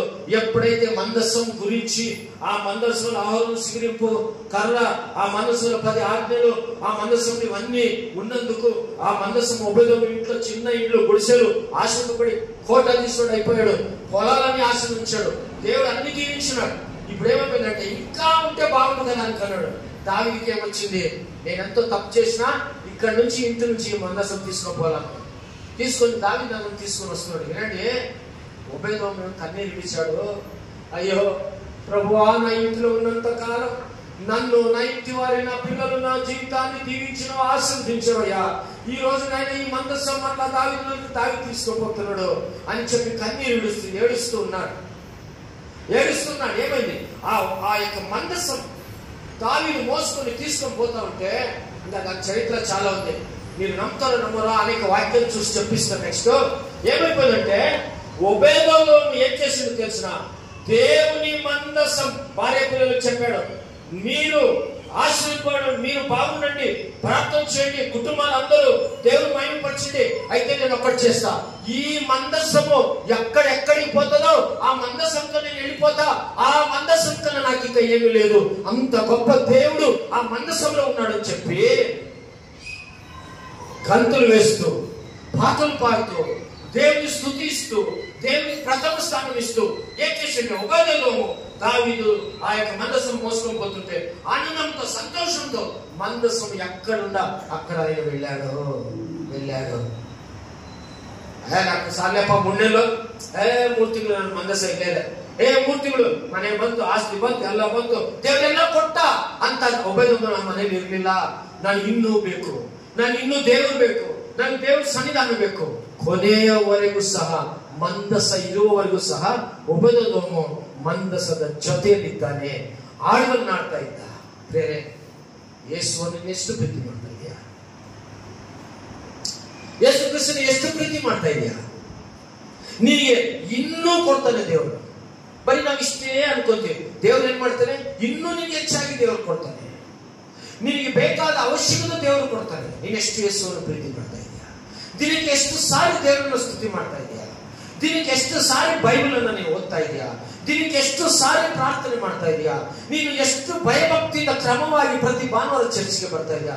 ದೇವರು ನಿನ್ನನ್ನು ಹೆಚ್ಚಾಗಿ ಇನ್ನೂ ಆಶೀರ್ವಾದ ಮಾಡ್ಬೇಕು ಅಂತಿದ್ದಾನೆ. ನಿನಗೆ ಸಕಲ ಆರೋಗ್ಯಗಳು ಕೊಡ್ಬೇಕಂತಿದ್ದಾನೆ. ನಿನ್ನ ಕುಟುಂಬದ ಎಲ್ಲ ದುಷ್ಟ ಶಕ್ತಿಗಳು ಓಡಿಸ್ಬೇಕು ಅಂತಿದ್ದಾನೆ. ನೀನು ಏನೇನು ಬಾಧಿದೆಯೋ ನೀನು ದೇವರ ಹತ್ರ ಬೇಡ್ಕೋ, ದೇವರ ಹತ್ರ ಕೇಳ್ಕೋ. ಅಪ್ಪ, ಇವತ್ತಿನಿಂದ ನಾನು ನಿನ್ನನ್ನು ಹೆಚ್ಚಾಗಿ ಪ್ರೀತಿ ಮಾಡ್ತೀನಿ ಸ್ವಾಮಿ, ನಾನು ಪ್ರೀತಿ ಮಾಡ್ತೀನಿ. ಒಂದು ಮಾತು ನಿನಗೆ ಗೊತ್ತಾ, ಬೈಬಲ್ ಅಲ್ಲಿ ಪೌಲನ ಸಹವಾಸದಲ್ಲಿದ್ದಂತ ದೇಮ ಎಷ್ಟು ಪ್ರೀತಿ ಮಾಡ್ತಿದ್ದ ಗೊತ್ತಾ ದೇವರಿಗೆ? ದೇವರ ಬಗ್ಗೆ ಗೊತ್ತಾ? ದೇವ ಕೆಲಸಗಳು ಗೊತ್ತಲ್ಲ ಬೈಬಲ್ ಅಲ್ಲಿ. ಆ ದೇವನು ಒಳ್ಳೆ, ಪೌಲನು ಒಬ್ಬ ಪಾಸ್ಟರ್ ಜೊತೆಲಿ ಅಷ್ಟು ಚೆನ್ನಾಗಿದೆ, ಅಷ್ಟು ಸೇವೆ ಮಾಡ್ತಿದ್ದ. ಈ ದೇವನಿಗೆ ಯಾರೋ ಹುಳ ಹಾಕ್ಬಿಟ್ರು ತಲೆಗೆ. ಏನಾಕ್ಬಿಟ್ರು? ಹುಳ ಅಂದ್ರೆ ಚಾಡಿ ಹಾಕ್ಬಿಟ್ರು, ಏನೋ ಒಂದು ಹಾಕ್ಬಿಟ್ರು. ತುಂಬಾ ಚೆನ್ನಾಗಿ ದೇವ್ರ ಸೇವೆ ಮಾಡ್ತಿದ್ದ, ತುಂಬಾ ಚೆನ್ನಾಗಿ ದೇವರ ಮಕ್ಕಳ ಸಹವಾಸದಲ್ಲಿದ್ದ, ತುಂಬಾ ಚೆನ್ನಾಗಿದ್ದಂತ ದೇವ, ಅಷ್ಟು ಸೇವೆ ಮಾಡ್ತಿದ್ದ, ಅಷ್ಟು ದೇವರ ಮಗನಾಗಿದ್ದ. ಈತನಿಗೆ ಯಾರೋ ಏನೋ ಹೇಳ್ಬಿಟ್ರು, ದೇವ ಏನಪ್ಪಾ ನೀನು ಯೇಸ್ವಾಮಿ ಯೇಸ್ವಾಮಿ ಯೇಸ್ವಾಮಿ ಅಂತ ಹೇಳಿ ನೀನು ಈ ಪೌಲನ್ ಜೊತೆಲಿ ಇದ್ದು ನೀನು ಬದುಕು ಹಿಂಗೆ ನೋಡೋ.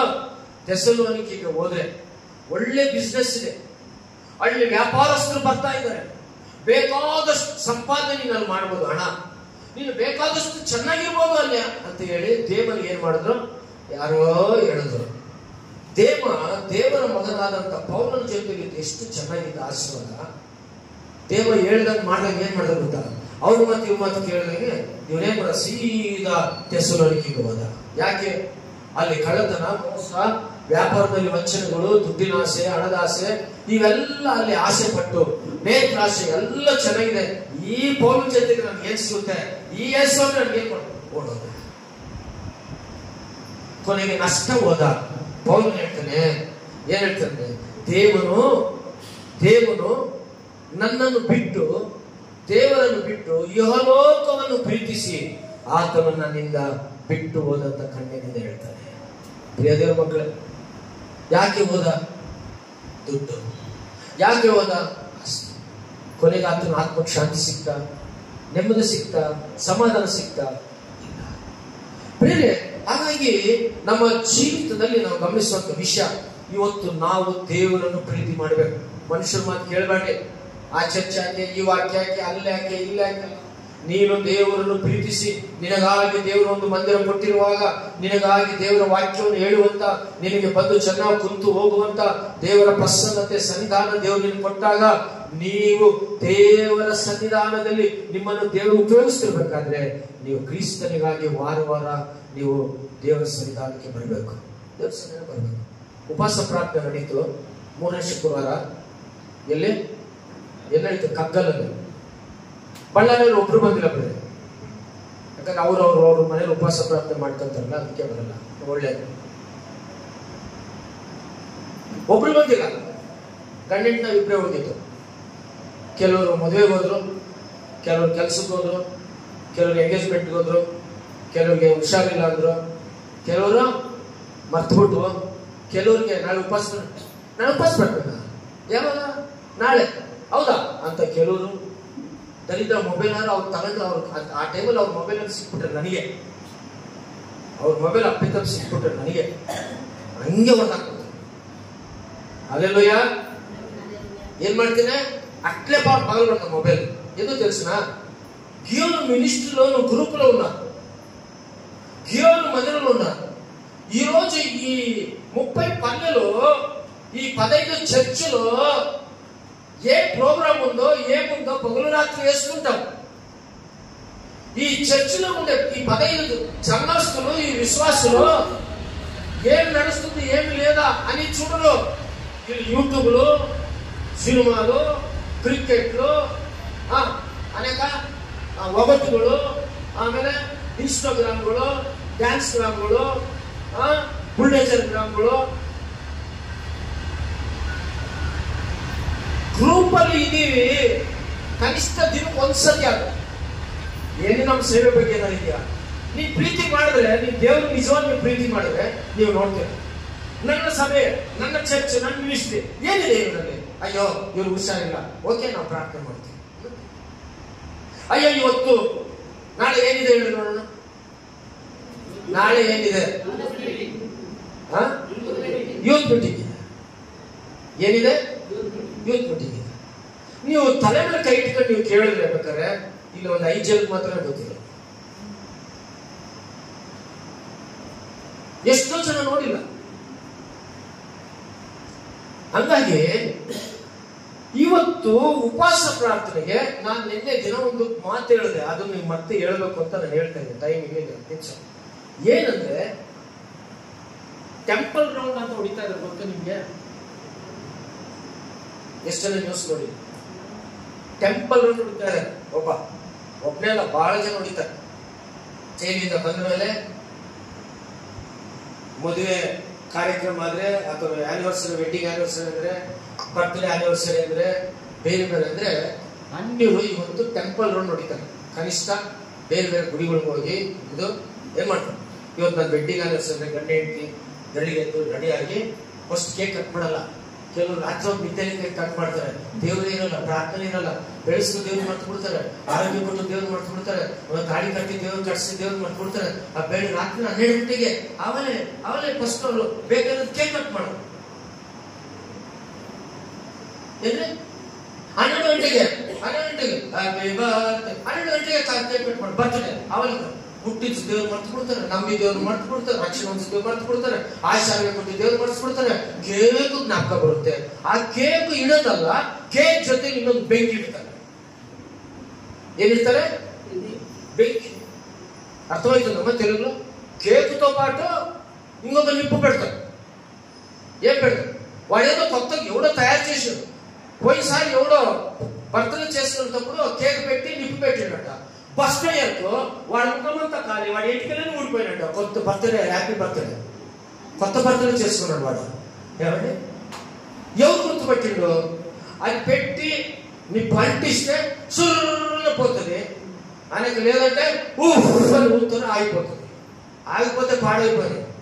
ఎడం పక్క నుంచి ఇంకొకటి బాంబులు ఇడుస్తుంది. ఏమే ఐస్ క్రీమ్ సోపు అన్ని ఇస్తారు. 1000 రూపాయలు 2000 ఖర్చు పెడతారు. దేవునికి వచ్చి దేవుని సన్నిధానికి ఏమైనా ఒక కానికిచ్చి దైవ సేవకులు కూడా ప్రార్థన చేయించుకోవడం కూడా హిందువులు దయచేసి బేజారు కాకండి, నిదానం చెప్తారు. ఒక ముస్లిం హిందువులు ఇంటి దగ్గర ఏ ಗುಡಿ ಉన్నా ಇವತ್ತು ಕ್ರೈಸ್ತರದ ಅಭ್ಯಾಸ ಇಲ್ಲ. ನಾನು ನಿನ್ನೆ ಬಹಳ ಸೀರಿಯಸ್ ಆಗಿದೆ ಮಾತು ಕೇಳಿದ್ದೀನಿ, ನೀವು ಯೂಟ್ಯೂಬ್ ಅಲ್ಲಿ ಕೇಳಿ. ಪ್ರತಿಯೊಬ್ಬ ಕ್ರೈಸ್ತರು ಇವತ್ತು ಆಳಾಗ್ತಾ ಇರೋದು ಎಲ್ಲಿ? ಪ್ರತಿ ಕ್ರೈಸ್ತರು ಇವತ್ತು ಭಕ್ತಿಯಿಂದಲೇ ಎಲ್ಲಿ? ಪ್ರತಿ ಕ್ರೈಸ್ತರು ಯಾಕೆ ಇವತ್ತು ದೇವರ ಭಯದಿಂದಲೇ ನಶಿಸಿ ಹೋಗ್ತದೆ ಎಲ್ಲಿ? ಅವರಿಗೆ ಸರಿಯಾದಂತ ವಾಕ್ಯದ ಶಕ್ತಿ ಇಲ್ಲ. ಅವ್ರು ತಿಳ್ಕೊಂಡಿದ್ದಾರೆ ನಾಮಕಾರ್ಥವಾದಂತ ಜೀವಿತ.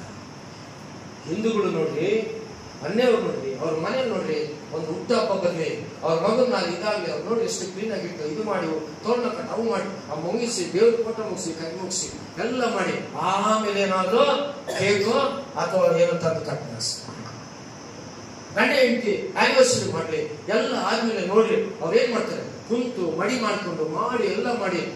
ಅಲ್ಲದೆ ಅವ್ರು ನಮ್ಗೆ ಕಲಿಸ್ಬೇಕಂದ್ರೆ ಜೀವಸ್ವರೂಪ ದೇವರು ನಮ್ಗಿದ್ದಾಗ ಇವತ್ತು ಎಷ್ಟು ಜನರಿಗೆ ನಮ್ಮ ಚರ್ಚಿಗೆ ಬಂದಿದ್ದೀವಿ. ಏನ್ ಚರ್ಚ್ ಅವಾಗ್ಲೂ ಜನರು ಇರ್ಬೇಕಂತನ? ಹಿಂದೂಗಳಲ್ಲಿ ಯಾವಾಗ ಜನರು ಇರ್ತಾರ? ಪೂಜಾರಿ ಇರ್ತಾನೆ, ಇಲ್ಲಾಂದ್ರೆ ಅವರೇ ಹೋಗಿ ಮುಗ್ಬಿಟ್ಟು ಕೈ ಮುಗ್ಬಿಟ್ಟು ಬರ್ತಾರೆ. ಇವತ್ತು ನಮ್ಮ ಚರ್ಚ್ ಇದೆ, ದೇವರ ಮಂದಿರ ಇದೆ, ಪುಲಿಪೀಠ ಇದೆ, ದೇವರ ಸನ್ನಿಧಾನ ಇದೆ. ಎಷ್ಟು ಜನರಿ ನೀವು ಆನಿವರ್ಸರಿಗೆ, ವೆಡ್ಡಿಂಗ್ ಆನಿವರ್ಸರಿಗೆ ನೀವು ಬಂದು ಗಾಡಿಲೋ ಕಾರಲ್ಲೋ ಎತ್ತಿನ ಗಾಡಿ ಯಾರಿಗಿಲ್ಲ ಬಿಡು, ಯಾವ್ದಾದ್ರು ಬಂದು ಅಲ್ಲಿ ಇಳಿದು ಇಲ್ಲಿ ಬಂದು ದೇವಸ್ಥಾನದ 10 ನಿಮಿಷ ಕುಂತ್ಕೊಂಡು ಪ್ರಾರ್ಥನೆ ಮಾಡ್ಕೊಂಡು ದೇವರೇ ನನ್ನನ್ನು ಆಯುಷ್ ಕೊಟ್ಟೆ, ಆರೋಗ್ಯ ಕೊಟ್ಟೆ ಪ್ರಾರ್ಥನೆ ಮಾಡಿ ಆಮೇಲೆ ನೀವು ಹೋಗಿ ಎಲ್ಲಾರು ಕೇಕ್ ಮಾಡ್ಕೊಂಡು ದೇವ್ರ ಸ್ತೋತ್ರ. ಎಷ್ಟು ಜನರೇ ಹುಟ್ಟು ಹಬ್ಬ ಮಾಡ್ಕೊಂಡು ಎಷ್ಟೇ ದೂರ ಆಗಲಿ ನನ್ನ ಆಲಯಕ್ಕೆ ನಾನು ಹೋಗೋಣ, ನನ್ನ ಟೆಂಪಲ್ಗೆ ನಾನು ಹೋಗೋಣ, ಪಾಸ್ಟಿಲ್ ಅಂದ್ರೆ ದೇವ್ರ ಸನ್ನಿಧಾನಕ್ಕೆ ಹೋಗೋಣ, ಮಗಳು ಎಲ್ಲ ಬಂದು ಒಂದು 10 ನಿಮಿಷ ಒಂದು ಅರ್ಧ ಲೀಟರ್ ಪೆಟ್ರೋಲ್ ಖಾಲಿ ಹಾಕೋ ಬಂದು ಇಲ್ಲಿ ಕುಂತು ಸ್ಕ್ರೀನ್ ಹೇಳಿಯಪ್ಪ ಎಲ್ಲ ರೆಡಿ ಮಾಡಪ್ಪ ನಾನು ಪ್ರಾರ್ಥನೆ ಮಾಡಬೇಕು ದೇವ್ರ ಸನ್ನಿಧಾನದಲ್ಲಿ, ದೇವ್ರದ್ದು ನಾನು ಬಿಡಬೇಕು. ಎಷ್ಟು ಜನರೇ ನಾವು ಮಾಡ್ತಾ ಇದ್ದೀವಿ. ಪ್ರಪಂಚದಲ್ಲಿ ಟೆಂಪಲ್ ನೋಡಿದ್ದಾರೆ ಇವರೆಲ್ಲರೂ. ಕಳ್ಳರು ಜೈಲಿಗೆ ಹೋಗಿ ಬಂದರು, ಅಷ್ಟು ಭಯ. ಜೀವ ಸ್ವರೂಪನಾದಂತ ದೇವರು, ನಮ್ಮ ಪ್ರೀತಿಯುಳ್ಳ ದೇವರು, ನಮ್ಮ ರಕ್ಷಕನಾದ ದೇವರು, ನಿನಗೋಸ್ಕರ ನನಗೋಸ್ಕರ ತನ್ನ ಪ್ರಾಣ ಕೊಟ್ಟಂತ ದೇವರು, ದೇವರ ಸನ್ನಿಧಾನದಲ್ಲಿ ಬಂದು ಕುಟುಂಬವಾಗಿ 20 ವರ್ಷ 23 ವರ್ಷ ಆಯಿತು. ಯಾರಾದ್ರೂ ನೀವು ಗಂಡ ಹೆಂಡತಿ ಕುಟುಂಬವಾಗಿ ದೇವರ ಆಲಯದಲ್ಲಿ, ದೇವರ ಚರ್ಚ್ ಎಲ್ಲಿದ್ದು ಎಲ್ಲಾದ್ರೂ ಹೋಗಿ ನೀವು ಪ್ರಾರ್ಥನೆ ಮಾಡಿದ್ರ? ಇನ್ನು ಹೇಳಿದ್ರೆ ಬೇಜಾರಾಗ್ತದೆ. ಹೈವೇ ರೋಡಲ್ಲಿ ಪ್ರಾರ್ಥನೆ ಮಾಡಿದ್ದೀವಿ, ಹೋಟೆಲ್ಗಳಲ್ಲಿ ಪ್ರಾರ್ಥನೆ ಮಾಡಿದ್ದೀವಿ.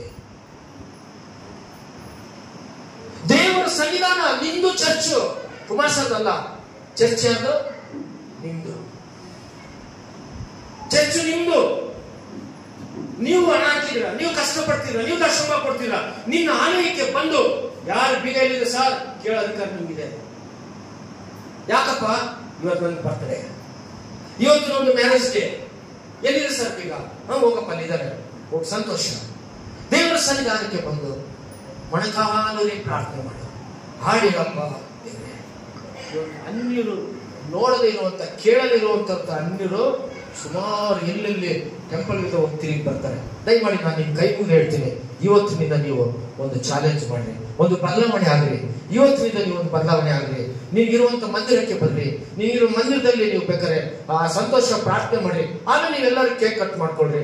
ನಾನು ಅಷ್ಟೇ, ನನ್ನನ್ನು ಸೇರಿ ಹೇಳೋದು ಪಾಪ ಯಾರೋ ಒಬ್ರು ಮಾಡ್ತಾರೆ, ನಾವೂ ಮೊನ್ನೆ ಕೇಕ್ ಮಾಡಿ ನಾವೂ ಹೇಳೋದು, ಎಲ್ಲರಿಗೂ ನಾನು ಹೇಳೋದು, ಯಾರು ಒಬ್ರು ಉದ್ದೇಶ ನಾನು ಹೇಳ್ತಾ ಇಲ್ಲ. ಇವತ್ತು ಕ್ರೈಸ್ತರು ನಾವು ಹಾಳಾಗ್ತಿರೋದು ಎಲ್ಲಿ ಅಂದ್ರೆ, ನನ್ನ ದೇವರಿಗೆ ಕೊಡಬೇಕಾದ ಸ್ಥಾನವನ್ನು ಕೊಡ್ತಾ ಇಲ್ಲ. ನಮ್ಮ ದೇವರ ಸನ್ನಿಧಾನಕ್ಕೆ ಟೈಮ್ ಕೊಡ್ತಾ ಇಲ್ಲ ರೀ. ಭಾನುವಾರ ಬಿಟ್ರೆ ದೇವರ ಸನ್ನಿಧಾನಕ್ಕೆ ಇವತ್ತು ನೋಡಿ ಎಂತೆಂತ ರಾಜಕೀಯದವ್ರು ಎಷ್ಟು ಬಿಸಿ ಇರ್ತಾರೆ, ಎಂತೆಂತ ದೊಡ್ಡರು, ಎಂತೆಂತ ಅರಮನೆಯ, ಎಂತೆಂತ ಏನು ಸಣ್ಣ ಎಲೆಕ್ಷನ್ ಇನ್ನೊಂದು ಕೇಳಿ ಯಾವಾಗಲೂ ಫಸ್ಟ್ ದೇವರು, ಫಸ್ಟ್ ಗುಡಿಗಳು, ಫಸ್ಟ್ ದೇವರು, ಫಸ್ಟ್ ಗುಡಿಗಳು. ಕಣ್ಣೀರು ಬರುತ್ತೆ. ಜೀವ ಸ್ವರೂಪದ యేసయ్య, ರಕ್ಷಕನಾದ యేసయ్య ಎಷ್ಟು ನಾವು ಪ್ರೀತಿ ಮಾಡ್ತಾ ಇದ್ದೀವಿ. ನಾನು ಅದೇ ವಾಕ್ಯ ಹೇಳ್ತೇನೆ, ನಾವು ಎಷ್ಟು ಪ್ರೀತಿ ಮಾಡ್ತಿದ್ದೀವಿ. ಪಕ್ಕದಲ್ಲಿ ಮನೆ ಇದ್ರು ಚರ್ಚ್ ಒಳಗೆ ಬಂದು ಗಂಡ ಹೆಂಡತಿ ಪ್ರಾರ್ಥನೆ ಮಾಡಲ್ಲ. ಪಕ್ಕದಲ್ಲಿ ಹಳ್ಳಿಗಳಲ್ಲಿ, ನಾನು ಅದೇ ಹೇಳ್ತಾ ಬಂದೇನೆ, ಉಪವಾಸ ಪ್ರಾರ್ಥನೆ ಎಲ್ಲ ಹಳ್ಳಿಗಳಲ್ಲಿ ಮನೆ ಹತ್ರ ಚರ್ಚ್ಗಳು ಕಟ್ಸಿದೀವಿ. ಇವತ್ತು ಎಷ್ಟು ಜನ ನೀವು ಹೋಗ್ತಾ ಇದ್ದೀರಾ ನಿಮ್ಮ ಚರ್ಚ್ಗಳಿಗೆ, ನಿಮ್ಮ ಆನಿವರ್ಸರಿಗಳಿಗೆ, ನಿಮ್ಮ ಬರ್ತಡೇ ಅಂತ ಕೇಳಿದ್ರೆ ಒಬ್ರು ಕೈ ಎತ್ತಿಲ್ಲ. ಬೇರೆಯವ್ರು ನೋಡಿ ಎಷ್ಟು ಜನ ಹೋಗ್ತಾರೆ. ಮದುವೆ ಮಾತ್ರ ಚರ್ಚ್ ಬೇಕು, ಹುಟ್ಟದಾಗ ಮಾತ್ರ ಚರ್ಚ್ ಬೇಕು, ಕತ್ ಮಾಡೋದ ಅಥವಾ ಕೂದಲು ಕಟ್ ಮಾಡಕ್ ಮಾತ್ರ ಚರ್ಚ್ ಬೇಕು, ಇಷ್ಟಕ್ಕೆ ಮಾತ್ರ ಚರ್ಚ್ ಬೇಕು. ಅದಕ್ಕೆ ಚರ್ಚ್ ಇರೋದು. ಪ್ಲೀಸ್, ನನ್ನ ಹಂಬಲ್ ರಿಕ್ವೆಸ್ಟ್ ನಿಮಗೆ, ನಿನ್ನ ಮಕ್ಕಳು ಉದ್ಧಾರ ಆಗ್ತಾರೆ, ನಿಮ್ಮ ಮಕ್ಕಳು ಉದ್ಧಾರ ಆಗ್ತಾರೆ. ನೀವೇನ್ ಮಾಡ್ತಾ ಇದ್ರೆ ನಿಮ್ಮ ಮಕ್ಕಳು ಕಲಿತಾರೆ, ನಿನ್ನ ಕುಟುಂಬ ಉದ್ಧಾರ ಆಗುತ್ತೆ. ನಿನ್ನ ಕುಟುಂಬದ ನಿನ್ಗೆ ಇವಾಗ ಎಲ್ಲ ಕೊಟ್ಟಿದೆ. ನಮಗೆ ಎಲ್ಲರ ಮನೆಯಲ್ಲೂ ಸ್ಕೂಟಿ ಇದೆ, ಎಲ್ಲರ ಮನೆಯಲ್ಲೂ ಬೈಕ್ ಇದೆ, ಎಲ್ಲರ ಮನೆಯಲ್ಲೂ ಕಾರ್ ಇದೆ. ಇಂಥ ದೊಡ್ಡ ಚರ್ಚ್ ದೇವರು ಕೊಟ್ಟಿದ್ದಾನೆ. ದೊಡ್ಡ ಚರ್ಚ್ ಕಗ್ಗಲವ್ರು ಕೊಟ್ಟಿದ್ದಾನೆ, ಮಿಂಚೋದವ್ರಿಗೆ ದೊಡ್ಡ ಚರ್ಚ್ ಕೊಟ್ಟಿದ್ದಾನೆ. ಅಲ್ಲೇ ಹತ್ರ ಒದ್ದಟ್ಟಿಗೆ ಏನ್ರಿ ಹತ್ತತ್ರ ಯಾವ್ದು ಸಿದ್ದರಾಮಪುರ ದೇವ್ರು ಕೊಟ್ಟೇನೆ, ಕೊಟ್ಟಲ್ಪ ಎಲ್ಲ ಊರ್ನವ್ರು ಚಳಗುಲ್ಕಿ ಎಂತೆಂತ ಚರ್ಚ್ ಕೊಟ್ಟೇನೆ. ನಿನ್ನೆ ನನ್ನ ಕಣ್ಣೀರು ವಾಕ್ಯ ಅದೇ ಹೇಳಿದ್ರು. ನೀವು ಎಷ್ಟು ಭಾನುವಾರ ಬರೋದಲ್ಲ, ನಿನ್ನ ಹುಟ್ಟುಹಬ್ಬಕ್ಕೆ ನಿನ್ನ ವಾರದಲ್ಲಿ ಒಂದಿನ 2 ದಿನ ನೀನು ಮಡಿ ಮಾಡಿ ನೀನು ದೇವರಾಲಯಕ್ಕೆ ಹೋಗಿ ಗಂಡ ಹಿಡಿತಿ. ಅನ್ಯರು ನೋಡಿ ನಿಮ್ಮನ್ನ ಇನ್ನು 100 ಜನ ಯೇಸು ಸ್ವಾಮಿ ಬರ್ತಾರೆ. ಅದೇ ನಿಜವಾದ ಸುವಾರ್ತೆ. ನಾವ್ ಹೆಂಗೆ ಅಂದ್ರೆ ಏನೋ ಬಂದ ಮನೇಲಿ ಎತ್ಕೊಂಡ್ಸ್ತಾ, ಪಾಸ್ಟರ್ ಬಂದ ಪ್ರಾರ್ಥನೆ ಮಾಡ್ದ, ಚರ್ಚ್ ಅಲ್ಲೇ ಇರ್ತದೆ ಬಿಟ್ಟ, ಆ ಮನೇಲಿ ಕರೆಸ್ತಾ, ಆ ಪಾಸ್ಟರ್ ಕಾಣಿಕೆ ಸಿಗುತ್ತೆ ಅಂತ ಬಂದ, ಇಟ್ಟ ಕೇಕ್ ಇಟ್ಟ, ಊದುಬತ್ತಿ ಇಟ್ಟ, ಅದು ಅಂಟಿಸ್ತಾ, 4 ಮಾತು ಹೇಳ್ದ, ಆಮೇಲೆ ಅಂದ, ತಿಂದ, ಹೌದು. ಅಲ್ಲಿ ದೇವ್ರ ಮಹಿಮೆ ಇದೆಯಾ? ದೇವ್ರ ಚರ್ಚ್ಗೆ ಹೋಗಿದ್ರ ನೀವು? ಆಲಯದಲ್ಲಿ ಕೈ ಮುಗಿದಿದ್ದೀರಾ? ಸಣ್ಣ ಹಳ್ಳಿ ಮರ ಸಿಕ್ಕಿದ್ರೆ ಕೈ ಮುಗಿದು ಹೋಗ್ತಾರೆ ಮೊಣಕಾಲಲ್ಲಿ. ನಾವು ಆ ಕುಲದಿಂದ ಬಂದವ್ರು, ನಾವೆಲ್ಲ ಆ ಹಿನ್ನೆಲೆಯಿಂದ ಬಂದವ್ರೆ. ಇವತ್ತು ನಾವೆಷ್ಟು ದೇವರ ಆಲಯಕ್ಕೆ ಗೌರವಿಸ್ತಾ ಇದ್ದೇವೆ. ಎಂತ మనం ಗೌರವಿస్తున్నాం దేవుని ఆలయం. పక్కన ఉంది, దగ్గరలో ఉంది, ఊర్లో ఉంది. ఎంత నువ్వు ప్రేమిస్తున్నావు, నువ్వు ఎంత ప్రభుత్వానికి వస్తున్నావు. ದಯಮಾಡಿ ನನ್ನ ಹಂಬಲ್ ರಿಕ್ವೆಸ್ಟ್, ಇಲ್ಲಿರೋಂಥವ್ರು ಇನ್ನು ಮುಂದೆ ನೀವು ಯಾವುದೇ ಭಕ್ತರೇ ಮಾಡ್ಕೊಳ್ರಿ, ನನಗೆ ಕರೆಯೋದು ಪರವಾಗಿಲ್ಲ, ನಾನು ಆ ವಿಷಯದಲ್ಲಿ ಹೇಳ್ತಿಲ್ಲ. ನಮ್ಮ ದೇವರನ್ನ ಮೊದಲನೇ ಸ್ಥಾನ ಕೊಡ್ರಿ, ಹೆಚ್ಚಾಗಿ ದೇವರನ್ನು ಪ್ರೀತಿಸಿ. ನಿಮ್ಮ ಮನೆ ಗೋಲ್ಬಜಲ್ ಇದೆಯಾ, ನಿನ್ನ ಮಗನ್ ಕರ್ಕೊಂಬ, ಅಥವಾ 100 ರೂಪಾಯಿ ಆಟೋಗೆ ಬಾ, ಆಲಯಕ್ಕೆ ಬಾ, ಕುಂತ್ಕೋ, ಬೈಬಲ್ ಓದ್ಕೋ 10 ನಿಮಿಷ ದೇವರ ಸನ್ನಿಧಾನದಲ್ಲಿ. ಅಪ್ಪ, ಇವತ್ತು ನನಗೆ ಆಯುಷ್ ಕೊಟ್ಟು ಆರೋಗ್ಯ ಕೊಟ್ಟೆ, ನನ್ನ ಬರ್ತಡೇ ಸ್ವಾಮಿ, ದೇವರೇ ನಿನ್ನನ್ನು ಆಶೀರ್ವದಿಸಪ್ಪ, ಈ ವರ್ಷ ನನ್ನ ಕಾಪಾಡು, ನಿನ್ನ ನಾನು ಹೆಚ್ಚಾಗಿ ಪ್ರೀತಿ ಮಾಡ್ತೀನಿ, ನಿನ್ನ ಹೆಚ್ಚಾಗಿ ಪ್ರೀತಿ ಮಾಡ್ತೀನಪ್ಪ, ನನ್ಗೆ ಆಶೀರ್ವಾದ ಮಾಡಿ. ಅದೆಷ್ಟು ಒಳ್ಳೇದ. ಬೆಂಕಿ ಕಟ್ಟಿ ಹಚ್ಚಿ ಇದು ಮಾಡಿ ಅವು ಮಾಡಿ ದೇವರಿಂದ ಮಾಡ್ಕೊಳ್ಳೇದ? ಸ್ವಲ್ಪ ಆಲೋಚನೆ ಮಾಡಿ. ಇವತ್ತಿನಿಂದ ಕ್ರೈಸ್ತರು ಬದಲಾವಣೆ ಆಗೋಣ. ಇವತ್ತಿಂದ ನಾವು ಕ್ರೈಸ್ತರು ಬದಲಾವಣೆ ಆಗೋಣ. ಕೇಕು ಕುಯ್ರಿ ನಾನು ಬೇಡ ಅನ್ನಲ್ಲ, ಕಟ್ ಮಾಡಿ ನಾನು ಬೇಡ, ಅದಕ್ಕೆ ನಾನು ವ್ಯತಿರೇಕ ಮಾಡಲ್ಲ. ಆನಿವರ್ಸರಿ ಕೇಕ್ ಕಟ್ ಮಾಡಿ ನಾನು ಬೇಡ ಅನ್ನಲ್ಲ. ಎಂತ ಹೋಟ್ಲುಗಾರ ಹೋಗ್ರಿ ಪಾರ್ಟಿ ಮಾಡಿ ನಾನು ಬೇಡ ಅನ್ನಲ್ಲ. ಫಸ್ಟ್ ನನ್ನ ಹಂಬಲ್ ರಿಕ್ವೆಸ್ಟ್, ದೇವರಿಗೆ ಇಂಥ ಮಂದಿರ ಕೊಟ್ಟೇನೆ, ನೀನು ಮನೆ ಸಮೇತ ಜಿಪ್ಗೆ ಹಾಕಲ್ಲ, ನೀನು ಮನೆ ಸಮೇತ ಬೈಕ್ಗಳು ಹಾಕಲ್ಲ, ನೀನು ಮನೆ ಸಮೇತ ಬಂದು ಫಸ್ಟ್ ನೀನು ದೇವರನ್ನು ಮಹಿಮೆಪಡಿಸು. ಹಲ್ಲೆಲೂಯಾ. ದೇವರನ್ನು ನೀನು ಹೆಚ್ಚಾಗಿ ಪ್ರೀತಿಸು. ಹಾಗಾಗಿ ಇಲ್ಲಿ ನಾವು ಗಮನಿಸುವಂತ ವಿಷಯ, ನಾವು ಎಷ್ಟು ದೇವರನ್ನು ಪ್ರೀತಿ ಮಾಡ್ತೀವೋ, ಎಷ್ಟು ದೇವರನ್ನು ಪ್ರೀತಿ ಮಾಡ್ತೀವೋ, ದೇವರು ನಮ್ಮನ್ನು ಅಷ್ಟು ಉನ್ನತ ಸ್ಥಿತಿಗೆ ತರ್ತಾನೆ, ದೇವರು ನಮ್ಮನ್ನು ಆಶೀರ್ವಾದ ಮಾಡ್ತಾರೆ. ಹಾಗಾಗಿ ಪ್ರೇರೆ, ನಾನು ಹೇಳಿ ಅನನ್ಯ ಸಪ್ರೇತ್ ಎಷ್ಟು ಪ್ರೀತಿ ಮಾಡಿದ್ರು, ಎಷ್ಟು ತಪ್ಪೋದ್ರು, ಚೆನ್ನಾಗಿ ಪ್ರೀತಿ ಮಾಡಿದ್ರು, ದುಡ್ಡು ಬರ್ತಿದ್ದಂಗೆ ಏನಾಯ್ತು, ಪ್ರೀತಿ ಕಮ್ಮಿ ಆಯ್ತು, ಸಭೆ ಸಾವಾಸ ಕಮ್ಮಿ ಆಯ್ತು, ಹಣ ಸಿಕ್ತು ಅಂತ ಇಷ್ಟ ಬಂದ್ರೆ. ಆದ್ರೆ ಇನ್ನೊಬ್ಬ ವ್ಯಕ್ತಿ ಎಷ್ಟು ಪ್ರೀತಿ ಮಾಡಿದ ದೇವರಿಗೆ ಬೈಬಲ್ ಅಂದ್ರೆ, ನಿಮಗೆ ವಾಕ್ಯ ಓದೋಕ್ಕೂ ಟೈಮ್ ಇಲ್ಲ, ಓದಿಸಲ್ಲ ನಾನು. ಅಪೊಸ್ತಲ ಕಾರ್ಯಗಳು 7ನೇ ಅಧ್ಯಾಯ 54ರಿಂದ 60 ವಚನ. ಯಾರಿದ್ದಾರೆ ಗೊತ್ತಾ? ಇಲ್ಲಿ ಸ್ಟೆಫನ್, ಸ್ವಲ್ಪ ಕೇಳಿ. ಅಪೊಸ್ತಲ ಕಾರ್ಯಗಳು 7ನೇ ಅಧ್ಯಾಯ 54ರಿಂದ 60 ವಚನ. ಇಲ್ಲಿ ಸ್ಟೆಫನ್ ಅನ್ನ ನೋಡ್ತೀವಿ. ಸ್ಟೆಫನ್ ಅಭಿಷೇಕಿಸಲ್ಪಟ್ಟಂತವನು ದೇವರಿಂದ, ದೇವರ ಆತ್ಮನಿಂದ ತುಂಬಲ್ಪಟ್ಟಂತನು ಸ್ಟೆಫನ್ ದೇವರಿಂದ. ಸ್ಟೆಫನ್ ಅವನ ಪ್ರಾಯದಲ್ಲಿ ದೇವರ ಸೇವೆಯಲ್ಲಿ ತೊಡಗಿದ್ದವನು ಸ್ಟೆಫನ್. ಈ ಸ್ಟೆಫನ್ ಅಷ್ಟೇ ಅಲ್ಲ, ತನ್ನ ಜೀವಿತದಲ್ಲಿ ಸುವಾರ್ತೆ ಸಾರುವುದರಲ್ಲಿ ದೇವರನ್ನ ಅಷ್ಟು ಪ್ರೀತಿ ಮಾಡಿದವನು, ಸಭೆಗಳನ್ನು ದರ್ಶಿಸುವುದರಲ್ಲಿ ದೇವರ ಅಷ್ಟು ಪ್ರೀತಿ ಮಾಡಿದವನು. ಸ್ಟೆಫನು ದೇವರ ಸುವಾರ್ತೆಯಲ್ಲಿ ಅನೇಕ ಆತ್ಮಗಳನ್ನು ಕರ್ತನ ಕಡೆಗೆ ನಡೆಸುವುದಕ್ಕೆ ಕಣ್ಣೀರಿಟ್ಟು ಮೊಣಕಾಲಿಟ್ಟು ಪ್ರಾರ್ಥನೆ ಮಾಡುವಂತ ಸ್ಟೆಫನ್. ಇಂಥ ಸ್ಟೆಫನ್ ದೇವರನ್ನು ಹೆಚ್ಚಾಗಿ ಪ್ರೀತಿ ಮಾಡ ಲೋಕದವರು ಸ್ಟೆಫನ್ ಮೇಲೆ ಕಲ್ಲೆಳೆದು ಸಾಯಿಸುವುದಕ್ಕೆ ಪ್ರಯತ್ನ ಪಟ್ಟರು. ಲೋಕಸ್ಥರು ಸ್ಟೆಫನ್ ಅನ್ನು ಶಿಲ್ವೆ ಹಾಕೋದಕ್ಕೆ ಪ್ರಯತ್ನ ಪಟ್ಟರು. ಸ್ಟೆಫನ್ ಆದ್ರೆ ಯೇಸುಗೋಸ್ಕರ ತನ್ನ ಪ್ರಾಣವನ್ನೇ ಕೊಡುವಷ್ಟು ಪ್ರೀತಿ ಮಾಡ್ದ. ಅಲ್ಲೆಲ್ಲಯ್ಯ, ಸ್ಟೆಫನ್ ಏನ್ చేసిండు? ప్రభు కోసం తన ప్రాణం పెట్టడానికి సిద్ధంగా ఉన్నాడు. ప్రాణం కొట్టించు ಸುವಾರ್ತೆಯಲ್ಲಿ, ದೇವರ ಸೇವೆಯಲ್ಲಿ ಸ್ಟೆಫನು ಅಷ್ಟು ನಂಬಿಗಸ್ತನಾಗಿದ್ದ. ಆತನ ಸುವಾರ್ತೆ ಹೇಳ್ತಾ ಇದ್ರೆ ಎಲ್ಲರೂ ಹಿಡ್ಕೊಂಡೋಗಿ ಸ್ಟೆಫನಿಗೆ ನೀನು ಯಾವ್ದೋ ದೇವರ ಬಗ್ಗೆ ಹೇಳ್ತಿದ್ದೆ ಅಂತ ಆತನ ಅಷ್ಟು ಯೇಸುವನ್ನು ಪ್ರೀತಿ ಮಾಡ್ದ. ತಗೊಂಡೋಗಿ ಶಿಲುಬೆಗೆ ಹಾಕಿದ್ದು ಸ್ಟೆಫನನ್ನ. ಶಿಲುಬೆಗೆ ಹಾಕಿದ್ದಲ್ಲ, ಆತನು ಎಲ್ಲರೂ ಸೇರಿ ನೀನ್ ಯೇಸು ಕ್ರಿಸ್ತನ ಬಗ್ಗೆ ಹೇಳ್ಬೇಡ, ನಿಲ್ಸು ಅಂತ ಹೇಳಿ ಆತನನ್ನು ಕಲ್ಲೆಸು. ಇವತ್ತು ಆ ಜಾಗ ಇದೆ. ಇವತ್ತು ಸ್ಟೆಫನ್ ಅನ್ನು ಕಲ್ಲೆಸ್ತು ಶಿಲುಬೆ ಹಾಕಿದಂತ ಸ್ಥಳ ಇವತ್ತು ಇದೆ. ಆ ಜಾಗದಲ್ಲಿ ಕಲ್ಲೆಸ್ತು ಸ್ಟೆಫನ್ ಅನ್ನು ಹೊಡೆದು ಕಲ್ಲಿಂದ ಎಷ್ಟು ಪ್ರೀತಿ ಮಾಡಿದ ಗೊತ್ತು ಯೇಸು ಸ್ವಾಮಿ. ಸ್ಟೆಫನ್ ತಪ್ಪಿಸ್ಕೊಳ್ಳಿಲ್ಲ. ನನಗೆ ಗೊತ್ತಿಲ್ಲ, ಯೇಸು ಬಿಟ್ಟು ಬಿಡಂಗಿಲ್ಲ. ಅಯ್ಯೋ ಇನ್ಮೇಲೆ ನಾನು ಸುವಾರ್ತೆ ಹೇಳಲ್ಲ ಅಂತ ಯೇಸು ಬಂದಿಲ್ಲ ಸ್ಟೆಫನ್. ಅಯ್ಯೋ ನನಗೆ ಬೇಡಪ್ಪ ಅಂತ ಹೇಳಿಲ್ಲ ಸ್ಟೆಫನ್ ಏನದ ಗೊತ್ತಾ? ತಂದೆ ಕಡೆ ತಲೆ ಎತ್ತಿ, ತಂದೆ ಯೇಸುವೆ, ಇವ್ರು ಏನ್ ಮಾಡ್ತಿರೋ ಇವ್ರಿಗೆ ಗೊತ್ತಿಲ್ಲಪ್ಪ, ದಯಮಾಡಿ ಇವ್ರನ್ನ ಕ್ಷಮಿಸಪ್ಪ. ಎಷ್ಟು ಕ್ಷಮಾಪಣೆ. ಒಬ್ಬ ಸ್ಟೆಫನ್ನು ಅಷ್ಟು ಜನರು ಆತನ ಸಾಯಿಸ್ತಾ ಇದ್ದಾರೆ, ಕಲ್ಲಲ್ಲಿ ಹೊಡಿತಾ ಇದ್ದಾರೆ. ಇವ್ರು ಏನ್ ಮಾಡ್ತಿರೋ ಗೊತ್ತಿಲ್ಲ, ಕ್ಷಮಿಸು ಸ್ವಾಮಿ, ನನ್ನ ಆತ್ಮ ನಿನ್ನ ಬಳಿ ಸೇರಿಸುವಪ್ಪ. ಯೇಸುವಿನ ದರ್ಶನ ನೋಡಿದ ಸ್ಟೆಫನ್ ಎಷ್ಟು ಪ್ರೀತಿ ಮಾಡಿದನು ಗೊತ್ತು ಯೇಸುವಿಗೆ. ಅದಕ್ಕೆ ಪೌಲನು ಹೇಳ್ತಾನೆ, ನಾನು ಬದುಕುವುದಾದರೂ ಕ್ರಿಸ್ತನಿಗಾಗಿ, ಸತ್ತರು ನಾನು ಕ್ರಿಸ್ತನಿಗಾಗಿ. ಇಲ್ಲಿರುವಂತ ವಿಶ್ವಾಸಿಗಳೇ, ನಿಮ್ಮ ಜೀವಿತದಲ್ಲಿ ನೀವು ಸ್ಟೆಫನ್ ಹಾಗೆ ಆದ್ರೆ ನಿಜವಾಗ್ಲೂ ನಾವು ಇರ್ತೀವ ಗಟ್ಟಿಯಾಗಿ. ಇಲ್ಲಪ್ಪ ನಾನು ಬೇಡ ಸ್ವಾಮಿ, ನಾನು ಬಿಟ್ಟು ಹೋಗಲ್ಲ, ನಾನು ಚರ್ಚ್ಗೆ ಹೋಗಲ್ಲಪ್ಪ ಅಂತ ಸ್ಟೆಫನ್ ಅಂದಿಲ್ಲ. ತನ್ನ ಪ್ರಾಣ ಹೋಗ್ತಾ ಇದೆ, ಕಲ್ಲಿಂದ ಹೊಡಿತಾ ಇದ್ದಾರೆ, ರಕ್ತ ಹಿಡಿತಾ ಇದೆ, ತಲೆ ಹೊಡೆದೋಗಿದೆ, ಆತನ ಕೈಗಳು ಬತ್ತು ಹೋಗಿವೆ, ಬಾಯಾರಿಕೆ ಆಗ್ತಿದೆ. ಯೇಸುವಿನೊಬ್ಬ ಸೇವಕ, ಯೇಸುವನ್ನು ನಂಬಿರುವಂತವನು ಎಷ್ಟು ಪ್ರೀತಿ ಮಾಡಿದ ಅಂದ್ರೆ ಯೇಸುವಿಗೆ ಸಾಯವರೆಗೂ ಯೇಸುವನ್ನು ಪ್ರೀತಿ ಮಾಡಿದ. ಅದಕ್ಕೆ ಸ್ಟೆಫನ್ ಎಲ್ಲಿದ್ದಾನೆ ಇವಾಗ? ಎಲ್ಲಿದ್ದಾನೆ? ದೇವರ ಬಳಿಯಲ್ಲಿದ್ದಾನೆ, ಪರಲೋಕದಲ್ಲಿ. ಕ್ರಿಸ್ತನಿಗಾಗಿ ತನ್ನ ಪ್ರಾಣವನ್ನು ಕೊಂಡ. ಪ್ರಿಯರೇ, ತನ್ನ ಜೀವಿತದಲ್ಲಿ ಎಷ್ಟೋ ಹಿಂಸೆಯನ್ನು ಅನುಭವಿಸ್ತಾನೆ. ಇವತ್ತು ಇಲ್ಲಿರುವಂತ ನಾವು ಯೇಸು ನಂಬಿದ್ದೇವೆ, ನಾವೆಲ್ಲ ರಕ್ಷಣೆ ಹೊಂದಿದ್ದೇವೆ, ನಾವೆಲ್ಲರೂ ದೊಡ್ಡ ಕೈ ಹಾಕ್ತೇವೆ, ನಾವೆಲ್ಲರೂ ಕ್ರಿಸ್ತನ ಮಕ್ಕಳು. ನಮಗೆ ಕಷ್ಟ ಬರ್ಬೋದು, ಶ್ರಮಗಳು ಬರ್ಬೋದು, ರೋಗಗಳು ಬರ್ಬೋದು, ನಮಗೆ ಅನೇಕವಾದಂಥ ತೊಂದರೆ ಬರ್ಬೋದು. ದಯಮಾಡಿ ನೀವು ಹಿಂಜರಿಯಬೇಡ್ರಿ, ದಯಮಾಡಿ ನೀವು ಭಯಪಡಬೇಡ್ರಿ, ದಯಮಾಡಿ ನೀವು ಏನೋ ದೇವರಂದ್ರೆ ನೀವು ನಿರ್ಲಕ್ಷ್ಯತನ ಮಾಡಬೇಡ್ರಿ. ನಿಮ್ಮ ಪ್ರೀತಿನೂ ಹೆಚ್ಚಾಗಬೇಕು. ಹಲ್ಲೆಲೂಯಾ. ನಿನಗೆ ಬಂದ ಕಷ್ಟದಲ್ಲಿ ಇನ್ನೂ ಹೆಚ್ಚಾದ ಪ್ರೀತಿ ಮಾಡು ಯೇಸುವಿಗೆ. ನಿನಗೆ ಬಂದ ರೋಗದಲ್ಲಿ ಹೆಚ್ಚಾಗಿ ಯೇಸುವನ್ನು ಪ್ರೀತಿ ಮಾಡು. ಯೇಸು ಕ್ರಿಸ್ತನು ನಿನ್ನನ್ನು ಎಂದಿಗೂ ಕೈ ಬಿಡುವಂತನಲ್ಲ, ಎಂದಿಗೂ ಕೈ ಬಿಡುವನಲ್ಲ. ನಿನ್ನ ಎಲ್ಲ ಆಶೆಗಳನ್ನು ದೇವರು ಈಡೇರಿಸ್ತಾನೆ, ಎಲ್ಲ ಆಶೆಗಳು ಈಡೇರಿಸ್ತಾನೆ, ಎಲ್ಲ ಆಶೆಗಳು ದೇವರು ನಿನಗೆ ಸಹಾಯ ಮಾಡ್ತಾನೆ. ಅದಕ್ಕೆ ಕೊನೆಯದಾಗಿ ಒಂದು ವಾಕ್ಯದಲ್ಲಿ ನಾವು ಗಮನಿಸ್ತೇವೆ. ಮತ್ತಾಯ ಸುವಾರ್ತೆ 10ನೇ ಅಧ್ಯಾಯ 37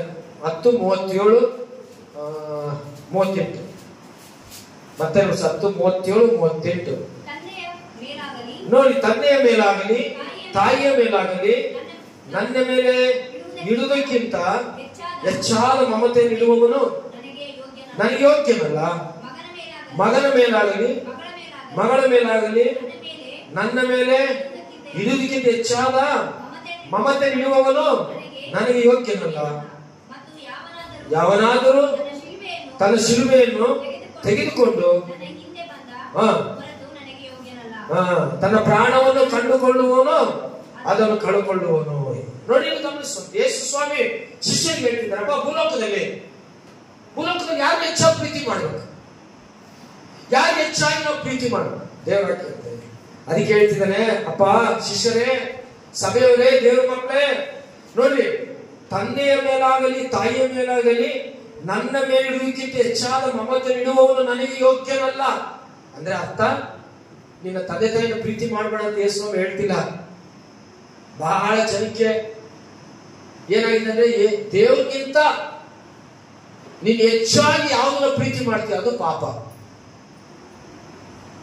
ಫಸ್ಟ್ ದೇವರ ರಾಜ್ಯ, ದೇವರ ನೀತಿ, ಆಮೇಲೆ ನಿನ್ನ ತಂದೆ ತಾಯಿ, ಆಮೇಲೆ ನಿನ್ನ ಬಂಧು ಬಳಗ, ನಿನ್ನ ರಕ್ತ ಸಂಬಂಧ. ಎಷ್ಟು ನಿನ್ನ ದೇವ್ರ ಮಾತು ಕೇಳ್ತೇವೆ. ನೀನು ಫಸ್ಟ್ ದೇವರ ಪ್ರೀತಿ ಮಾಡು, ಆಟೋಮೆಟಿಕ್ ಆಗಿ ನಿನ್ನ ತಂದೆ ತಾಯಿ ಮೇಲೆ ಪ್ರೀತಿ ನೀನು ಬಂದೇ ಬರುತ್ತೆ. ಅಷ್ಟು ಗೌರವ ಕೊಡ್ತೀಯ, ಅವ್ರಿಗೋಸ್ಕರ ನೀನು ಪ್ರಾಣನೇ ಕೊಡ್ತೀಯ. ನೀನು ಫಸ್ಟ್ ದೇವರಿಗೋಸ್ಕರ ಪ್ರಾಣ ಕೊಡು, ಸೇವೆಗಾಗಿ ಪ್ರಾಣ ಕೊಡು, ಯೇಸುವನ್ನು ಹೆಚ್ಚಾಗಿ ಪ್ರೀತಿ ಮಾಡು. ನಿನ್ನ ತಂದೆ ತಾಯಿಯನ್ನು ನೀನು ಸನ್ಮಾನಿಸು. ಯಾವಾಗ ದೇವರನ್ನು ಸನ್ಮಾನಿಸಿದರೆ, ಅದಕ್ಕೆ ತಂದೆ ಮೇಲಾಗಲಿ ತಾಯಿ ಮೇಲಾಗಲಿ ನನ್ನ ಮೇಲೆ ಇಡುವುದಕ್ಕಿಂತ ಹೆಚ್ಚಾದ ಮಮತೆ ಇಡುವವನು ನನಗೆ ಯೋಗ್ಯನಲ್ಲ. ಮಗನ ಮೇಲಾಗಲಿ ಮಗಳ ಮೇಲಾಗಲಿ ನನ್ನ ಮೇಲೆ ಇಡುವುದಕ್ಕಿಂತ ಹೆಚ್ಚಾದ ಮಮತೆ ಇಡುವವನು ನನಗೆ ಯೋಗ್ಯನಲ್ಲ. ನಿನ್ನ ಮಗಳ ಮೇಲಾಗಲಿ ಮಗನ ಮೇಲಾಗಲಿ ದೇವ್ರ ಪಕ್ಕಕ್ಕೆ ಬಿಟ್ಟು ಬೈಬಲ್ ಪಕ್ಕಕ್ಕೆ ಇಟ್ಟು ಇದೆಲ್ಲ ದೇವರು ನನಗೆ ಫಸ್ಟ್ ನನ್ನ ಮಗ ನನ್ನ ಮಗಳ. ದೇವ್ರು ಮಗನು ಕೊಟ್ಟಿರೋದು ಯಾರಪ್ಪ? ದೇವ್ರು ಕೊಟ್ಟಿರೋದು. ಹಾಗಾಗಿ ನೀನ್ ಯಾರನ್ನು ಫಸ್ಟ್ ಪ್ರೀತಿ ಮಾಡ್ಬೇಕು? ದೇವ್ರು ಹೇಳಿದ ಸ್ವಾಮಿ, ನಾನು ಹೇಳ್ತಾ ಇಲ್ಲ, ನಾನು ಸ್ವಂತ ಬರ್ದಿಲ್ಲ, ಎಸೆ ಹೇಳ್ತೇವೆ. ನಿನ್ನ ಮಗನ ಮೇಲಾಗ್ಲಿ ಮಗಳ ಮೇಲಾಗ್ಲಿ ನೀನ್ ಹೆಚ್ಚಾಗಿ ಪ್ರೀತಿ ಇಡುವವನು ಅವನು ನನಗೆ ಯೋಗ್ಯನೋ ಅಲ್ಲ. ನೀನು ಫಸ್ಟ್ ದೇವ್ರ ರಾಜ್ಯ, ಫಸ್ಟ್ ದೇವ್ರ ಸೇವೆ, ಫಸ್ಟ್ ದೇವ್ರ ಸನ್ನಿಧಾನ, ದೇವರಿಗೆ ನೀನು ಮಹಿಮೆ ಪಡಿಸುವಂಥದ್ದು. ಇದು ಮೊದಲನೇದಾಗಿ ದೇವರ ವಾಕ್ಯ ನಮ್ಗೆ ಸ್ಪಷ್ಟವಾಗಿ ಹೇಳುವಂಥದ್ದು. ಅದಕ್ಕೋಸ್ಕರ ನೀನ್ ಮಾಡ್ಬೇಕಾಗಿರೋದು, ನೀನು ತಂದೆ ತಾಯಿ ಮೇಲಾಗ್ಲಿ ಮತ್ತು ಮಗನ ಮೇಲಾಗಲಿ ಮಗಳ ಮಮತೆ ಇಡುವವನು ನನಗೆ ಯೋಗ್ಯನಲ್ಲ. ಮಗನ ಮೇಲಾಗಲಿ ಮಗಳ ಮೇಲೆ ನನ್ನ ಮೇಲೆ ಇರುವುದಕ್ಕಿಂತ ಹೆಚ್ಚಾಗಿ ಮಮತೆ ಇಡುವ ನನಗೆ ಯೋಗ್ಯನಲ್ಲ. ಮತ್ತು ಯಾವನಾದರೂ ತನ್ನ ಶಿಲುಬೆಯನ್ನು ತೆಗೆದುಕೊಂಡು ನನ್ನ ಹಿಂದೆ ಬಂದೇ ಹೊರತು ಅವನು ನನಗೆ ಯೋಗ್ಯನಲ್ಲ. ಯಾಕಂದ್ರೆ ನಾವು ದೇವರ ಶಿಲುಬೆ ಯೇಸು ನಂಬಿದ್ದೇವೆ. ನಾವು ಮೊದಲು ದೇವರ ಹಿಂದೆ ಹೋಗೋಣ. ನಮ್ಮ ಜೊತೆಯಲ್ಲಿ ಗಂಡ ಹೆಂಡತಿ ಮಕ್ಕಳು ತಂದೆ ತಾಯಿ ಇವರು ನಮ್ಮ ಜೊತೆಯಲ್ಲಿ ಬರ್ತಾರೆ, ಇವರು ನಮ್ಮ ಜೊತೆಯಲ್ಲಿ ಬರ್ತಾರೆ. ಹಾಗಾಗಿ ಪ್ರಿಯ ದೇವರ ಮಕ್ಕಳೇ, ಯೇಸು ಸ್ವಾಮಿಯನ್ನು ನಾವು ಯಾಕೆ ಪ್ರೀತಿ ಮಾಡಬೇಕು ಅಂದ್ರೆ ಆತನು ನಮ್ಮನ್ನು ಮೊದಲು ಪ್ರೀತಿ ಮಾಡಿದ. ಆತ ನಮ್ಮನ್ನು ಮೊದಲು ಪ್ರೀತಿ ಮಾಡ. ಹೇಗೆ ಪ್ರೀತಿ ಮಾಡಿದ? ಮೊದಲು ಯೋಹಾನ ಪತ್ರಿಕೆ 4:7 ನೋಡ್ರಿ. ಮೊದಲು ಯೋಹಾನ ಪತ್ರಿಕೆ 4:7.